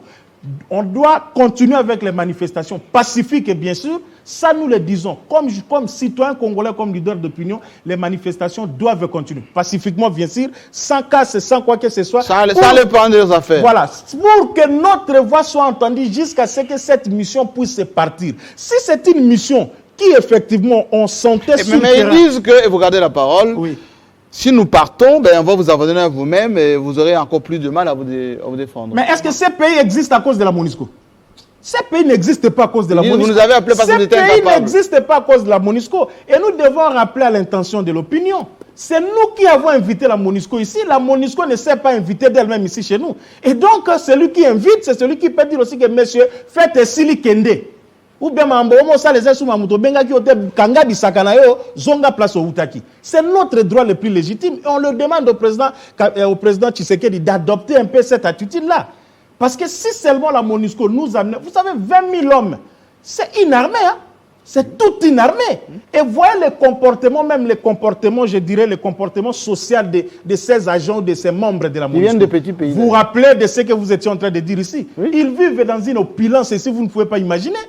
Entrer dans nos supermarchés ici, nos jeunes filles et consorts, comment est-ce qu'elles sont habillées tous les jours ici, les engros, ils n'acceptent même pas les enfants. Après, nous aurons des problèmes de pères et de mères, 100% congolais, des trucs de ces Imaginez le métissage des Indiens des petits pays et des Bangladeshis avec les Congolais. Ça doit donner parce que la célèbre phrase « No Kunda, no job » est là. Qu'ils rentrent travailler dans leur pays, qu'on laisse notre armée s'organiser et que cette hypocrisie qui règne entre nous et la communauté internationale, je vis... Il y a un délégué américain là. Blinken. Il s'appelle Blinken, Anthony Blinken. C'est Blinken, si c'est qui je ne sais Secrétaire pas. d'État. Secrétaire d'État. Ministre des Affaires étrangères. Il est venu. Il va venir. Il va venir. Oui, oui. Il va venir pour parler avec nous après aller au Rwanda. Il veut la crédibilité des élections. Nous savons clairement que les Rwandais sous-traités par les Américains, notamment par les clans Clinton, on sait comment est-ce que tout cela se passe. À l'époque, quand Kabila le disait, on pensait que parce qu'il avait laissé une barbe blanche là, Kabila ne parlait des choses parce qu'il avait bu quelque chose. Et pourtant, il disait des choses vraies. Aujourd'hui, ces choses sont en train de nous rattraper. Et donc aux responsables du pays de prendre un peu le courage de Lumumba. Lorsqu'on accepte certaines responsabilités, il faut se dire qu'à tout moment, on peut même partir. Mais qu'est-ce que Tshisekedi peut dire? Mais Tshisekedi doit clairement dire, doit opter pour une position. Le départ de la MONUSCO. Le départ de la MONUSCO sans embâche. Parce que la MONUSCO ne nous apporte rien jamais. C'est ça le problème. Mais si on lui dit, mais si nous partons, l'Est va tomber. Non, tant mieux qu'il parte d'abord. Comme ça, on va voir si cette partie orientale va tomber. Que la MONUSCO parte d'abord. On ne veut plus de la MONUSCO. On ne veut plus de la MONUSCO. Ça, c'est clair parce que dans ces pays, il n'y a pas longtemps, en 2013, on a trouvé chez cet officier indien les tenues de phare de ce qu'il était en train de vendre aux groupes armés. Donc on ne peut pas continuer comme ça. Et c'est vraiment énervant. En fait, j'aimerais commencer là où puis Gérard a conclu. Si la MONUSCO part, l'Est de la RDC ne tombera pas. Ne tombe pas. Voilà. L'Est de la RDC. Avec quelle logistique vous avez? Écoutez, je vais vous expliquer. Parce que c'est eux qui nous donnent la logistique. Permettez que j'explique. Il a dit quelque chose de très important. On nous dit ici que les M23 sont mieux armés que l'armée comme une armée régulière. Régulière. Oui. Et parce que ce mouvement rebelle est soutenu par le Rwanda. Or, si nous suivons le classement des meilleures armées au niveau de l'Afrique, la RDC est mieux classée que le Rwanda de loin.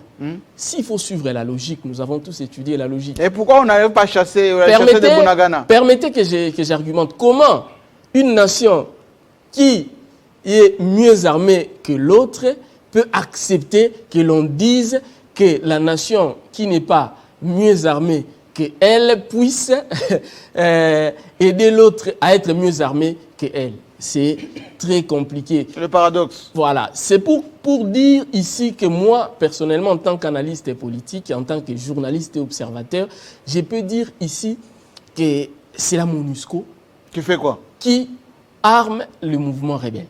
En partie aussi. C'est grave ça. Ah, mais je suis en train de, le dire. Moi, je reste ici dans la logique. J'ai d'abord expliqué la logique selon ce qui est connu par tous. Ce qui veut dire que s'il n'y a pas les tampons MONUSCO, on va les affronter Voilà facilement. Pourquoi nous devons d'abord tenter l'expérience. Mais l'exemple de Pomme Orange, tentons d'abord l'expérience. Ou à la limite, essayons de réduire l'effectif. Qu'ils les évacuent là-bas, ils vont voir ce qu'on va voir. Réduisons l'effectif petit à petit, mais au moins que l'on accepte que la MONUSCO quitte le territoire congolais. Et alors, je vous repose la question autrement. Oui. Pourquoi ils ne veulent pas partir? Ils ne veulent pas partir justement parce qu'il y a des intérêts ici sur le sol congolais. Pourquoi est-ce qu'ils vont tous s'entasser là-bas à l'est, à Goma? Alors que... ils ne vont pas au Bandundu. Voilà. Ils sont tous à l'est là-bas, à Goma. Non, il y a une dimension humanitaire par rapport à ce qu'Eric dit. La MONUSCO a aussi une dimension de la mission humanitaire. S'il vous plaît, permettez que je termine. C'est vrai que la MONUSCO a aussi une dimension de la mission humanitaire. Voilà. Mais écoute, au Kasaï, nous avons des réfugiés entre l'Angola et le Congo. Toutes ces épidémies de maladies. Il y a beaucoup de secteurs au niveau du Grand Équateur là-bas. Mais pourquoi est-ce qu'ils sont beaucoup plus à l'est? C'est tout simplement parce qu'au-delà de leur mission de la fameuse stabilisation, il y a les coltans. Et puisqu'il y a les coltans, ils ne peuvent pas stabiliser cette zone-là. Parce que si cette zone-là est stable, ils seront obligés de passer par la voie légale. Qu'est-ce qu'il faut faire? Il faut déstabiliser. Voilà pourquoi le mot stabilisation là est mal choisi. Moi, personnellement, je pense qu'on devrait parler...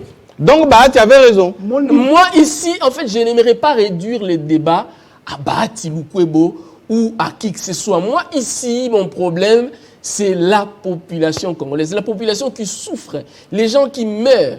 À l'est, là-bas, les gens meurent tous les jours, les gens se déplacent. Réduire le débat à Bahati Lukwebo et tout à Vital Kamerhe, c'est se moquer, c'est cracher sur la mémoire de ceux qui meurent. Quand la MONUSCO dit qu'il faut enquêter sur celui qui a incité, celui qui a provoqué ces pillages, etc., sans pour autant dire, il ne faut pas aussi, comme a dit la sénatrice, enquêter aussi sur les casques bleus qui ont tiré sur la population. Écoutez, la foule n'a pas d'état d'âme.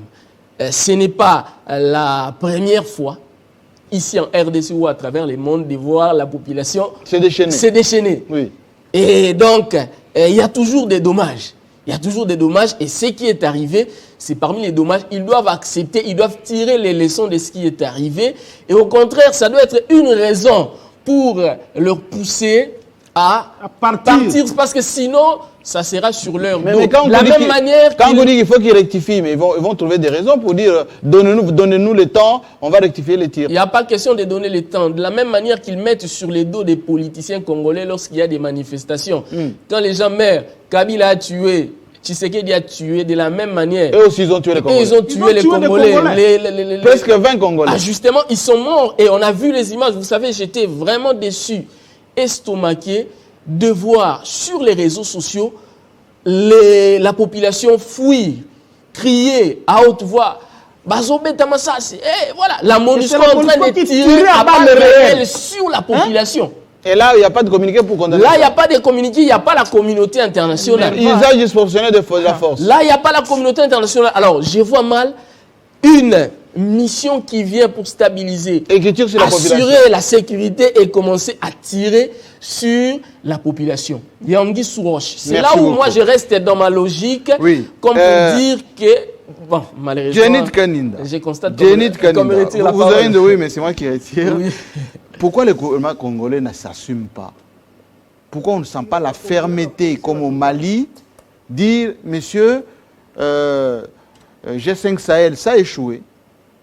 Allez, vous les Français, partez. Nous allons trouver d'autres partenaires ou nous assumer nous-mêmes.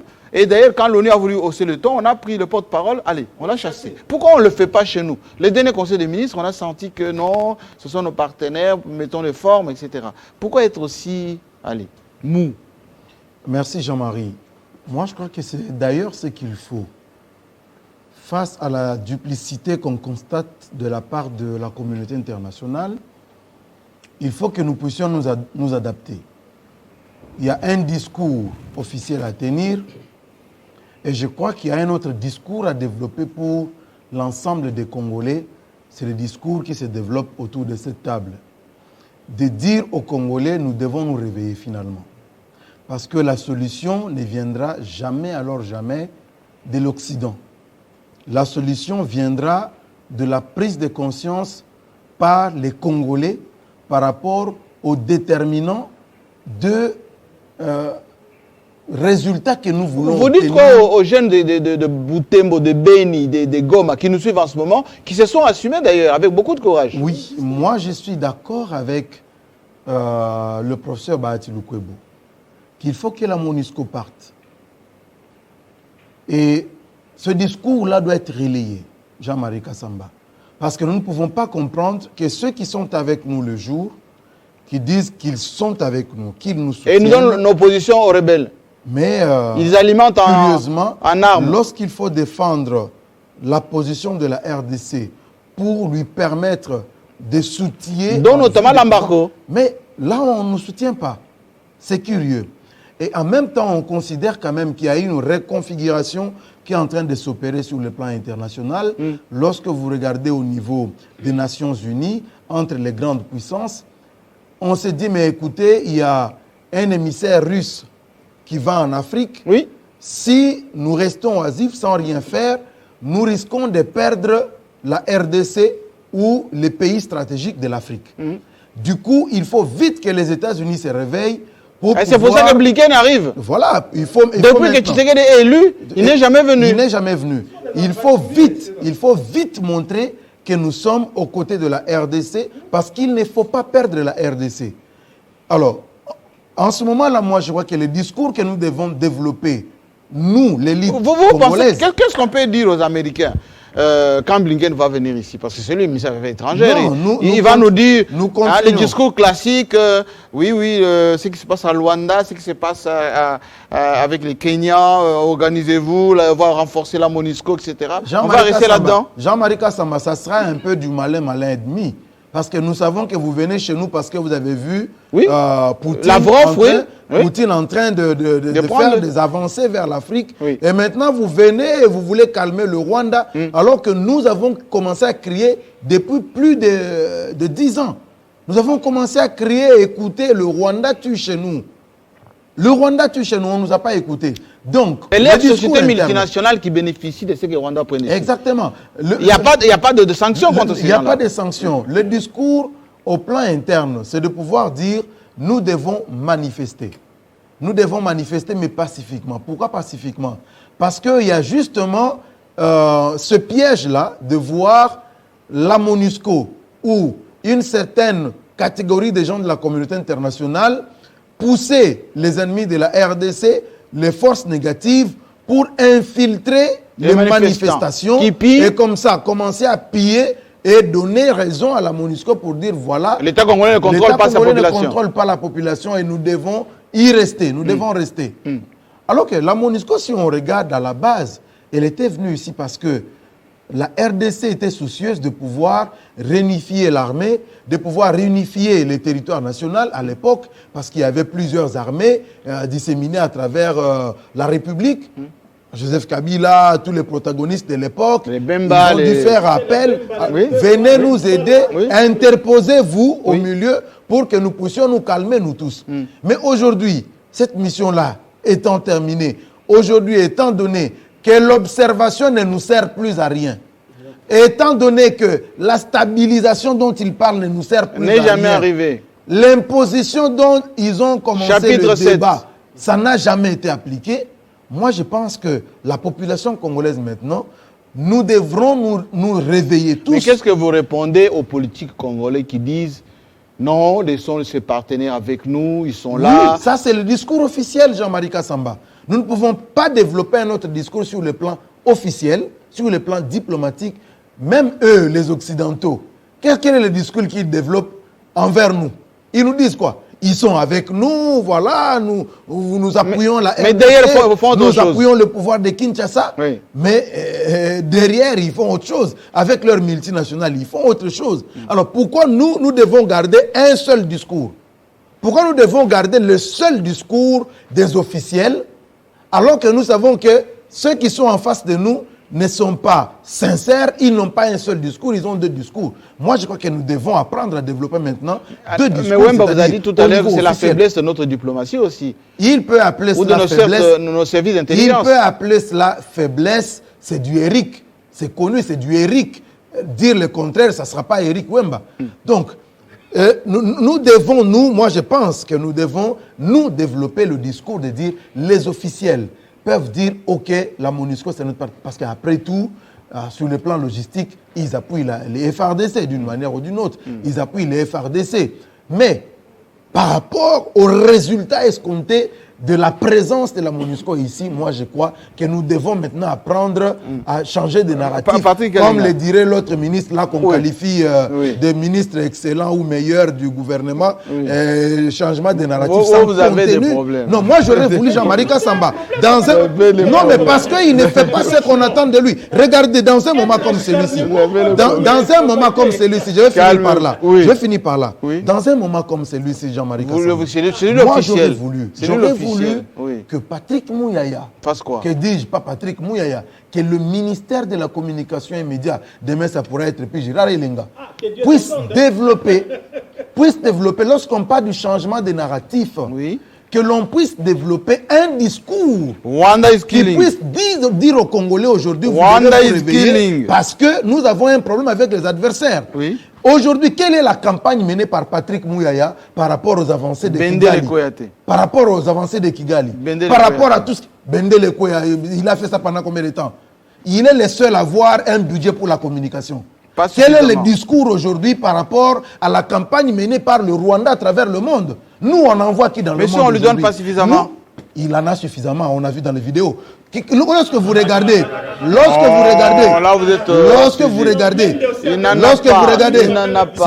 s'il vous plaît, je suis jaloux de mon temps.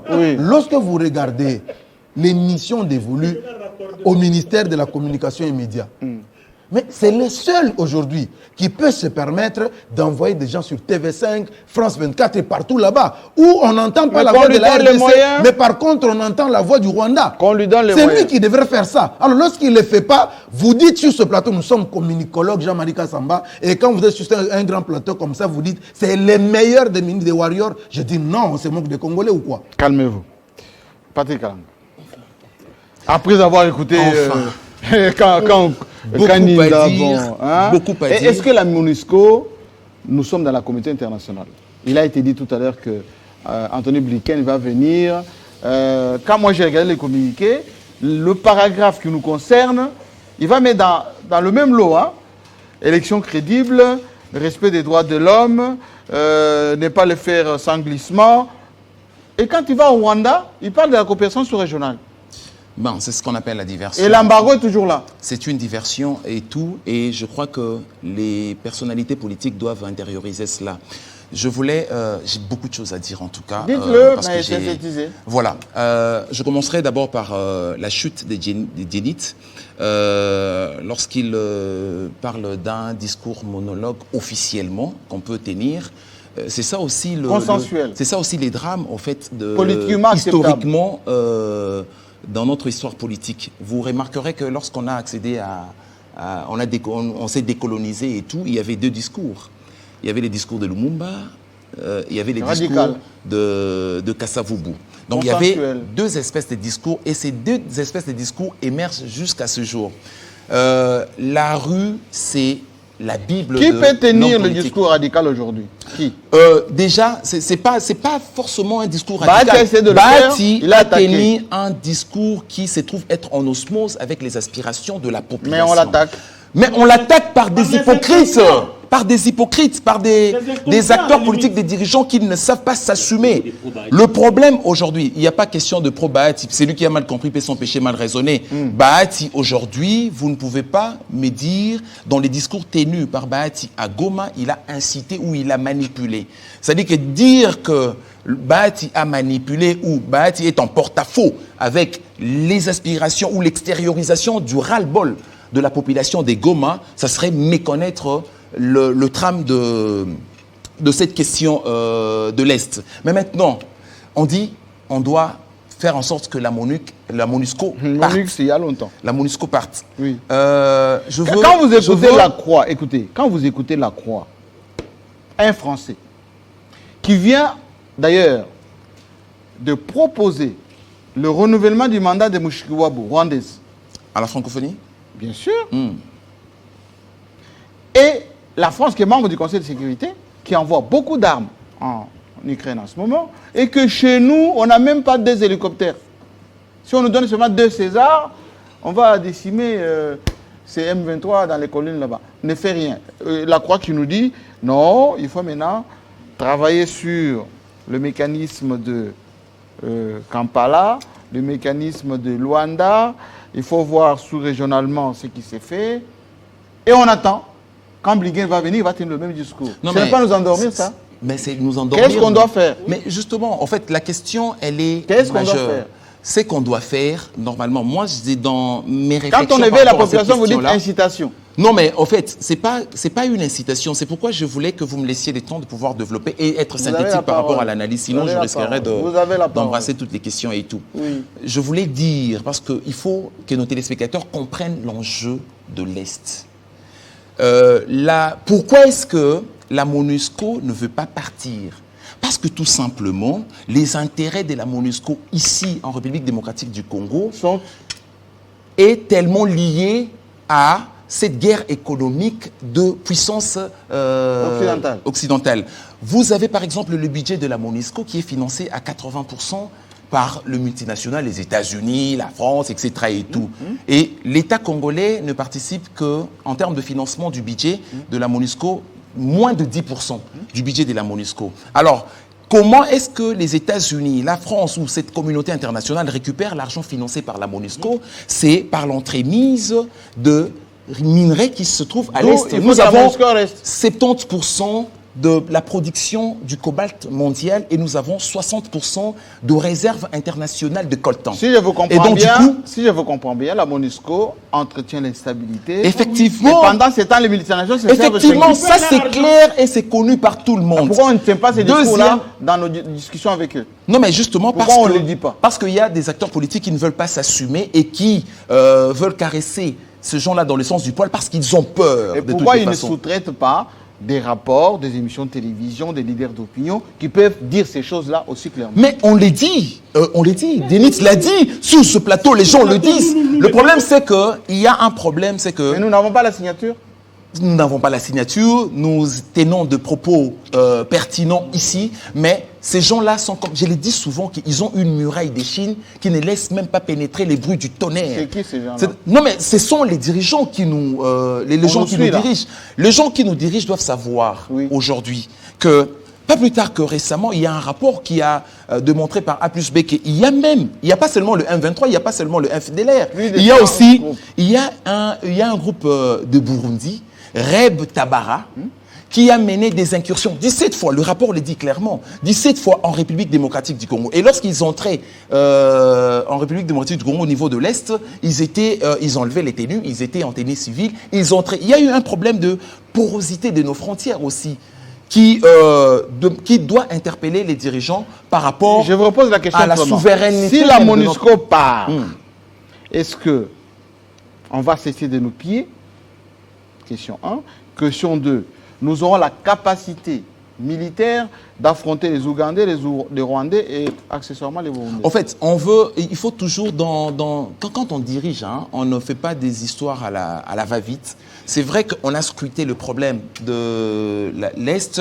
Aujourd'hui, on n'a pas besoin de faire un bilan de la MONUSCO parce que c'est démontré par A plus B que la MONUSCO a lamentablement échoué.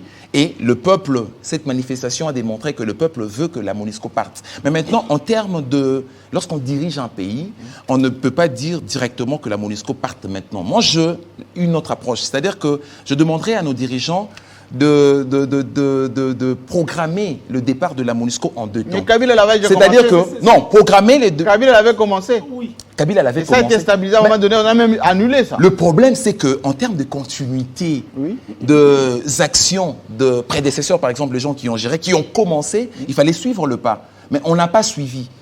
Alors maintenant qu'il y a un effet immédiat qui doit pousser les dirigeants à pouvoir prendre des décisions, je pense qu'en 2 temps... Vous ne répondez pas à ma question.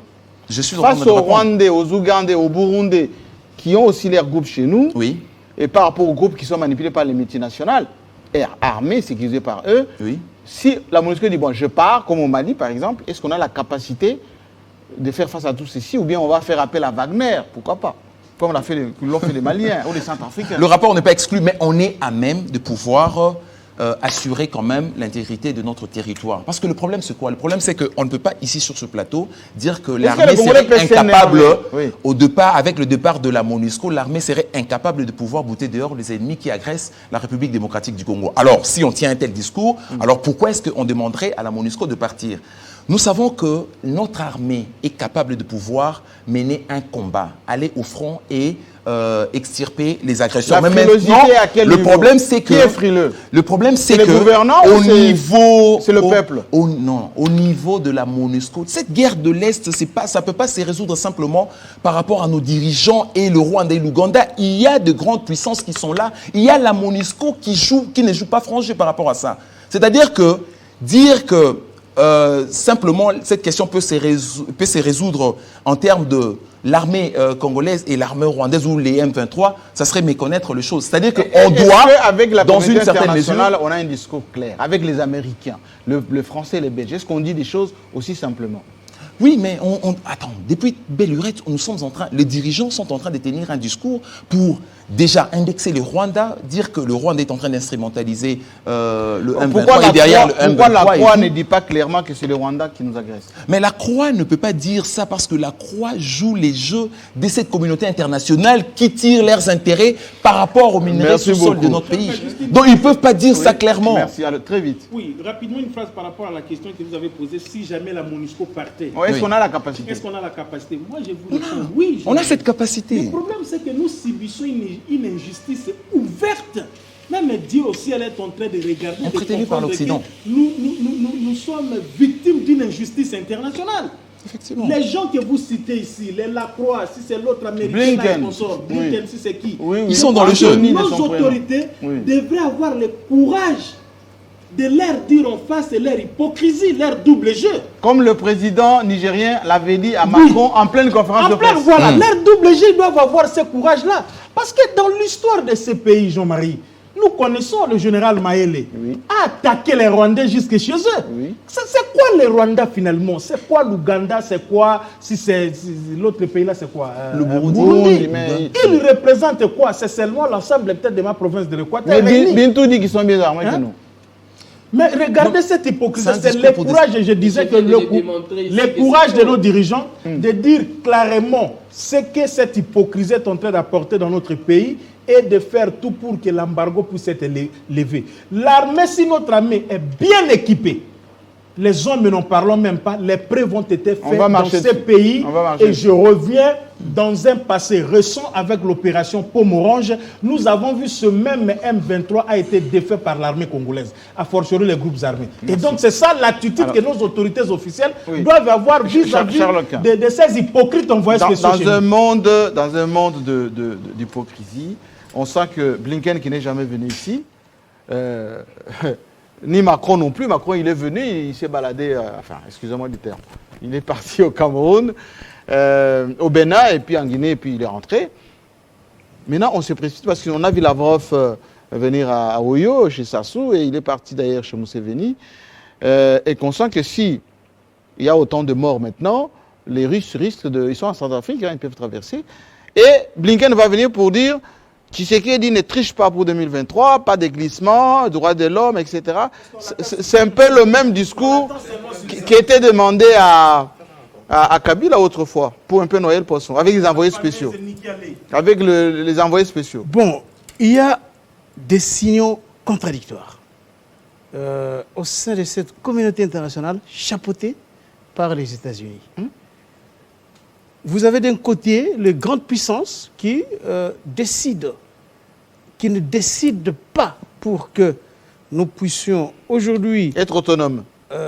Voilà. Être à mesure.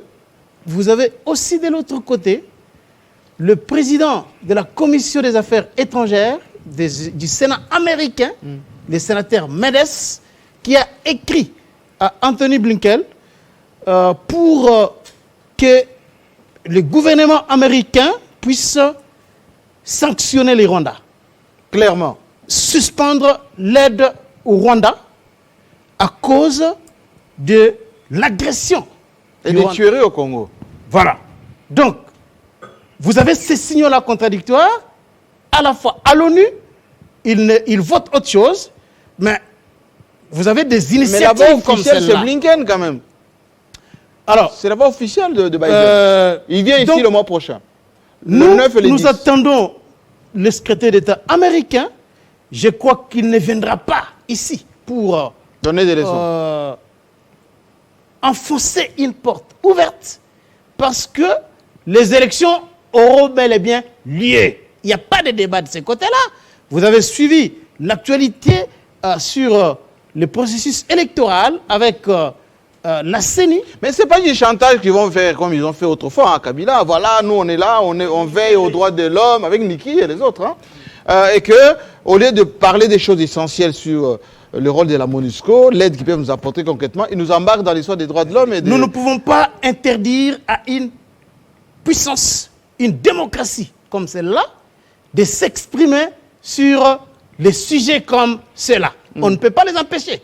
Parce que nous le voyons sur les questions des droits de l'homme, les questions de la démocratie, qu'ils aillent en Chine, en Russie, ils parlent droits de l'homme à Poutine, ils parlent droits de l'homme à Xi Jinping, ils parlent droits de l'homme. Donc, mais on ne peut pas les empêcher de faire des déclarations là-dessus. Ils sont libres. Ils ont tué les gens au Capitole. Qu'est-ce qu'ils en ont dit? Et même les Américains. Bon, ils sont en procès. Ils sont en procès. Ils sont en procès. Ils sont en procès à retourner. Lui qui a fait tuer les gens dans l'histoire des États-Unis pour la première fois au Capitole. Procès. Nous avons tous suivi l'actualité. Cela veut dire que, je répète ce que je viens de dire, on ne peut pas empêcher à un secrétaire d'État américain qui débarque dans un pays quelconque de ne plus aborder une question quelconque. Ça n'a pas de sens. Il va parler de ça. Les élections seront organisées ici. Lorsqu'il posera la question sur les élections, eh bien, je pense qu'il ira peut-être à la CENI. La CENI pourra lui brandir la feuille de route.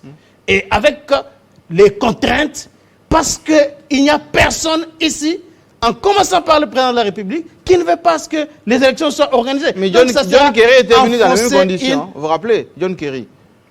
Donc, je dis que ça sera enfoncer une porte ouverte parce que de ce côté-là, il n'y a pas de problème. Les Congolais ont fait le choix de la démocratie. Ils ont fait le choix de ne plus avoir une présidence à vie par quelqu'un, il n'y a personne dans ce pays qui peut revenir sur ces fondamentaux. Mais est-ce qu'on aura le courage? Alors personne. Parce que est-ce qu'on aura le courage de dire à Blinken, arrêtez de soutenir les Rwandais, comme leur monsieur leur a écrit, enfin avec Blinken et à Biden, parce que le Rwanda bénéficie d'un soutien financier important, d'un soutien militaire important de la part des États-Unis. Et que ce sont ces armes-là qui viennent à l'Est pour massacrer nos populations. Et les multinationales américaines bénéficient également de richesses de notre territoire, enfin de notre sous-sol. Est-ce que nos officiers là, nous, le ministre des Affaires étrangères, le conseiller du président, le président lui-même, est-ce qu'ils vont dire ça à Blinken? Bon, à ce que je sache, les États-Unis sont quand même un État de droit. Est-ce que vous pouvez remettre en cause cela? Point d'interrogation.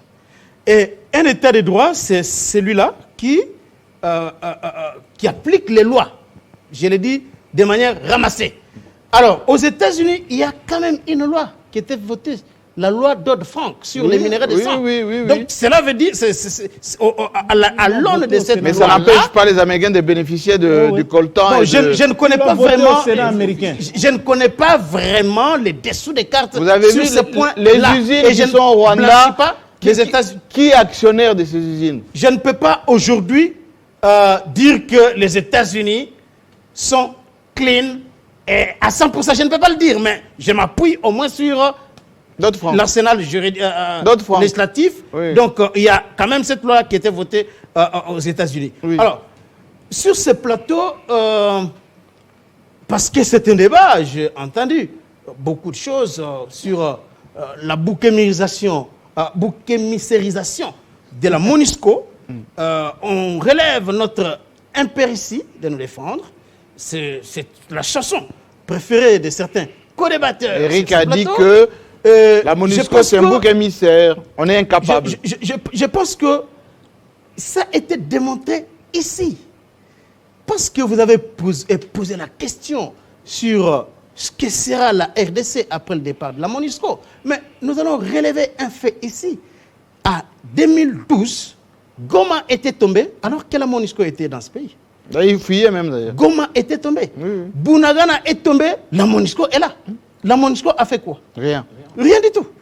Donc cela veut dire que même si la MONUSCO partait, mais nous allons faire ce que Bahati a dit lors de son meeting à Goma, n'en déplaise à ce qu'ils ne veulent pas que l'on cite Léon de Bahati ici. Mais parce qu'il a été accusé d'avoir manipulé les gens à Goma et il fallait les poursuivre. Il a dit que nous allons utiliser toutes les armes pour nous défendre. C'est ce qu'il a dit. Nous allons utiliser toutes les armes. Même si vous avez des gens qui pensent que l'UNC a plus de députés, a plus de poids politiques que la FDC, qui est la troisième force politique au sein de l'Assemblée nationale. Dans le débat, vous avez les gens... Non, mais... Vous entrez dans la polémique, là. Non, pas la polémique. C'est connu que la FDC est une famille politique qui a un poids politique. Et si Bahat n'a pas été élu, s'il n'a pas été élu, s'il n'a pas été élu aux législatives de 2018, nous savons ce qui s'est passé. Nous savons ce qui s'est passé lors de ces élections-là. Vous voyez quelqu'un qui a investi chez lui, comme Bahatila, qui a un parti politique qui a pignon sur lui, n'est pas être voté. Jean-Marie Kassamba sait quelque chose. Donc, c'est pour dire que nous serons en mesure de nous défendre après le départ de la MONUSCO. C'est un chantage que vous avez fait. Hein? La Croix a dit en sortant de chez Bosso, quand les institutions de la RDC seront stables, nous on va vous laisser. Non mais s'il vous plaît, depuis qu'ils sont là, la stabilisation n'existe pas. La MONUSCO est là quand même. Il y a 22 ans. Ils sont allés au Mali. Dans ce débat, il y a un piège, Jean-Marie. Il y a 22 ans aujourd'hui. S'il vous plaît. Non, moi je parle ici de la responsabilité. Non, vous avez parlé là. Non, je suis d'accord. Attendez, Jenny Kanina a dit quelque chose. Laissez-moi quand même. Oui, on dit quoi?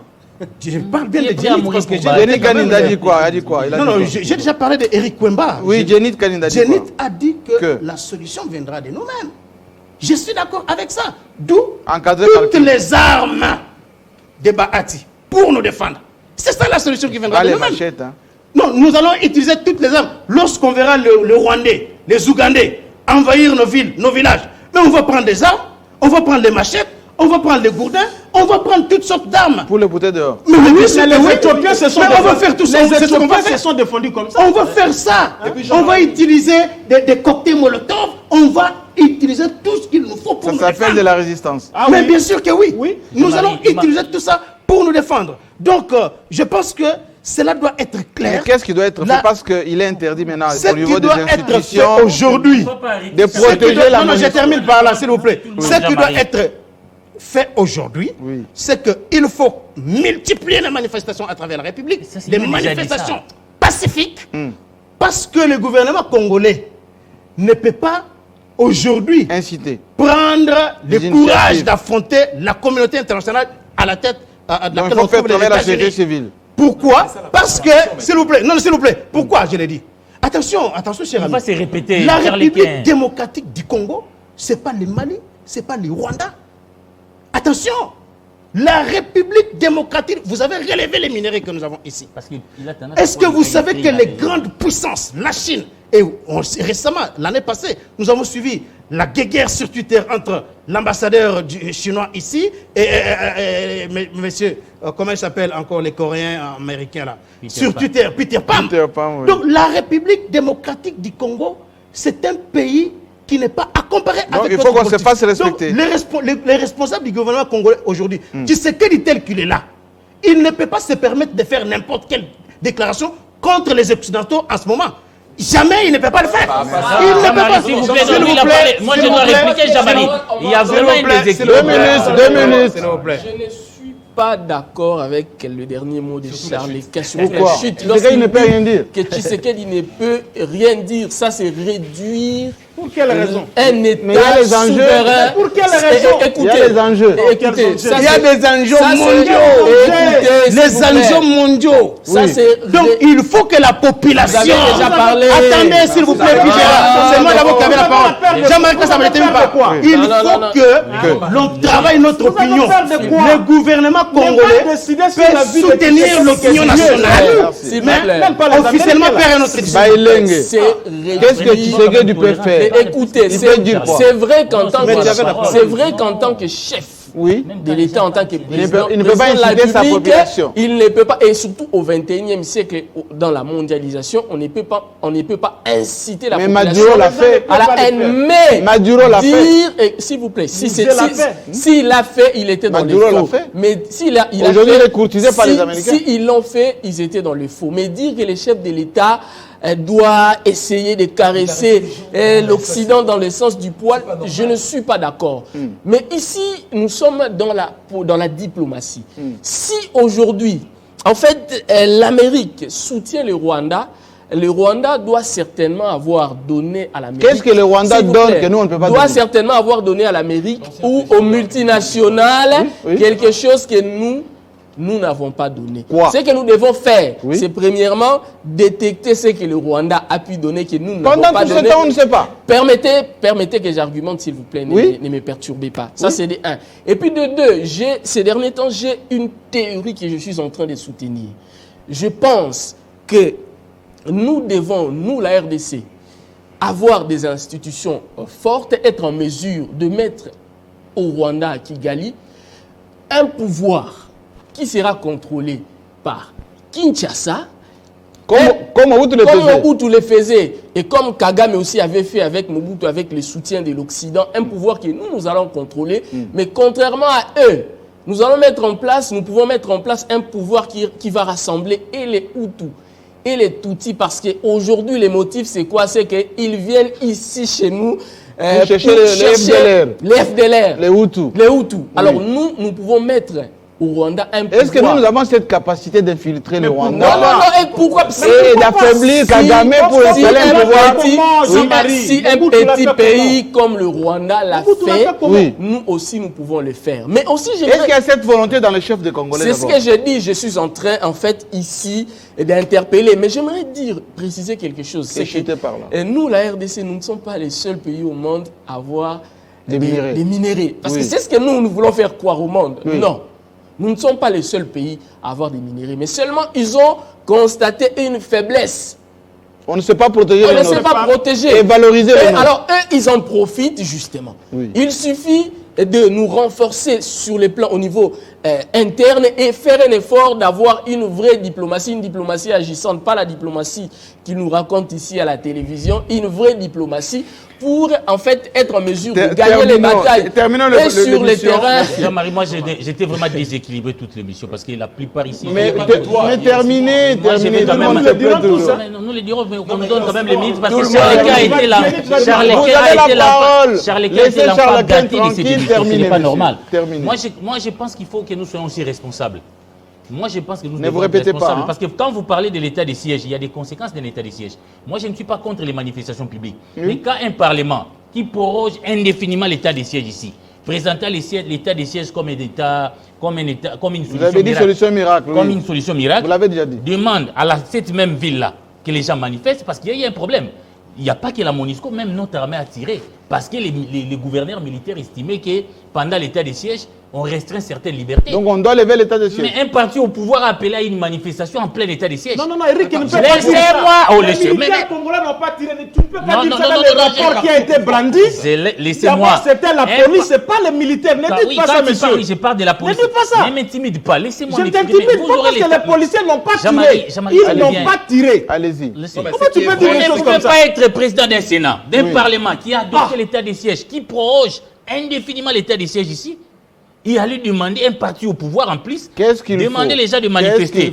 Moi, je suis d'accord. Quand il a dit il faut que la population se prenne en charge. La population congolaise, je comprends leur frustration, mais ils doivent être plus exigeants à leur gouvernement. La responsabilité de sécuriser notre territoire, de défendre notre intégrité territoriale, devient avant tout au gouvernement. Ils nous ont proposé des recettes ici. Nous devons leur demander quand sommes-nous avec l'état des sièges, quand sommes-nous avec l'Ouganda. Parce que d'un côté, vous demandez à la MONUSCO de partir, 20 000 hommes de partir. Vous n'organisez pas votre armée, vous demandez dans les négociations qu'il y ait d'autres forces. Qui vous dit que ces forces qui viendront après la MONUSCO vont mieux faire que la MONUSCO? Oui, ces forces qui vont venir qu'on ne sait pas, on prend les mêmes Ougandais, que vous faites la mutualisation. De l'autre côté, ils sont avec les Bungananga. Il n'y a pas une ligne, on ne comprend pas. Qu'est-ce que le gouvernement veut nous amener où? Parce que la Croix dit aussi qu'il espère qu'il faut compléter l'armée de l'Est-Afrique, là, qui doit venir nous renforcer. Justement. Tant que les Congolais. Est-ce qu'on ne doit pas arrêter un peu avec tout ça? Justement, parce que quand vous dites que Mobutu avec ces armées étrangères qui viennent. Mobutu a eu des attitudes un peu responsables. C'est là où moi j'interpelle nos gouverneurs. Quand on est dans une situation comme celle-ci, ça appelle à la responsabilité. Vous avez vu les vendredis passés, il n'y a pas eu conseil des ministres dans ce pays. Parce que plus de 23 ministres étaient à l'émission. Laissez-moi terminer. Vous allez me contredire. Pourquoi tu m'arrêtes? Terminé. Oui, quand vous avez... On a la fin de l'émission. On se rétranche. C'est nos comportements. Moi, ma philosophie va vous déranger parce que nous sommes habitués à voir à l'intérieur. J'ai compris. Quand vous avez votre commandant suprême, ça va gêner les gens. Mobutu, vous voyez, quand il y avait la guerre des 80 jours, vous avez vu comment le maréchal Mobutu s'est comporté. Des fois, il allait même au front avec sa femme et ses enfants. Quand vous avez un commandant suprême qui pendant ce temps se trouve à Marbella, oui, ça peut vous déranger, mais c'est la vérité qui vous fait mal. Quand un commandant suprême se trouve à Marbella, je me dis comment... Laissez-moi en train de nous montrer une image. Vous appelez... C'est la vérité. C'est conflit. Je ne suis pas... Non, au réforme médical, on a vu les images et je me demande comment le militaire qui est à Nituri perçoit. Jean-Marie, notre problème ici... Ma conclusion, Jean-Marie, le problème, c'est nous. Prenons nos responsabilités. Ne donnons pas la responsabilité de sécuriser notre territoire, ni à la MONUSCO, ni aux Ougandais, ni à d'autres forces. Kalenga, à une phrase. À une phrase, Kalenga. Oui. On est déjà à l'heure, monsieur, du journal. Je voulais demander à Eric, en fait, lorsqu'on fait des analyses dans ce plateau sur une question aussi pertinente de la sécurité à l'Est, on ne peut pas tenir ce genre de propos, faire des raccordements frauduleux. Non, c'est votre point de vue, mais votre point de vue vous place en porte-à-faux avec ce qui devrait normalement être dit. Concluez, M. Kaleng. Donc moi je pense que le gouvernement n'est pas responsable, c'est la MONUSCO. Aujourd'hui, ce que nous devons faire, nous devons demander à nos dirigeants de pouvoir s'assumer. Moi, je remercie aujourd'hui. Je pense que l'acteur politique qui s'est assumé... La solution de Kanindé était, il faut que le peuple se prenne en charge Mais justement, les officiels doivent continuer avec la diplomatie. Le peuple doit être dans la rue pacifiquement. Vous avez entendu les réactions plurivoques des différentes personnes. C'est-à-dire que vous avez commencé même à l'entame de votre émission à dire que, ben voilà, il y a des gens qui s'apitoient sur la mort de 3 casques bleus, mais personne ne parle de 20 morts, etc. et tout. Ça veut dire qu'à un moment donné, il faut que cette population qui manifeste trouve que nos dirigeants abordent dans les sens de nous soutenir ou abordent dans les sens de dire par exemple que non, on épouse quand même nos manifestations et que les dirigeants... Donc, il ne faut pas criminaliser nos manifestants. Non, les manifestants... Et puis on parle de pillage. Est-ce qu'on peut nous démontrer qu'est-ce qu'on a pillé? Je cite en disant, en faisant l'évocation d'une question ici, c'est Patrick, hein? Oui. Il a loué l'intelligence des normes, la dextérité, les sérieux dans ce qu'il fait. Votre ami du reste, le professeur Émile Ngoï, DG, nommé par ordonnance du président de la République. Donc j'interpelle les présidents. Tous ces mandataires intérimaires qui sont sous-traités par leur ministre des tutelles, on doit, mais je vous dis, là je suis sur le plan interne, le président attend quoi pour nommer justement des mandataires qui doivent engager les entreprises publiques et les services publics de l'État par rapport à tout ce qui leur revient comme pouvoir? Parce que tous ces intérimaires que vous voyez, ils sont sous-traités par les ministres des tutelles, vous avez suivi. Celui que Okende a placé à Ogefrem, c'est que ça a créé. Non, mais je cite tel quel dans telle entreprise, dans telle entreprise. Monsieur le président de la République, nous voilà. Intérimaire de l'intérimaire de l'intérimaire. Monsieur le président, nommez-nous les mandataires publics définitifs pour que les entreprises travaillent. Pourquoi ça traîne, franchement? Concluez très vite. Bon, je connais ne répétez pas le peuple. Je connais bien mon ami Eric Wemba. Lorsque ce jour-là, il n'est pas inspiré, il commence un peu à ramasser... Ici, Marbella. Laissez le public nous juger. Vous pensez que vous avez raison. Parce que vous êtes nombreux. Ça vous choque, Marbella? Généralement, c'est comme ça. Ça vous choque, Marbella? Je sais que c'est un homme... C'est un homme très cultivé. Il sait que tous les chefs d'État dans le monde... Respire un peu. Il respire un moment. Je crois que même nous qui sommes responsables des petites rédactions, on respire un peu. Vous avez envie de craquer. Si. Oui, vous avez envie de craquer. Et qu'il y a 150 millions, 150 millions de avec Congolais. tous les problèmes sur sa tête. Jean-Marie, c'est grave que vous avez... moi j'aimerais... l'image du président.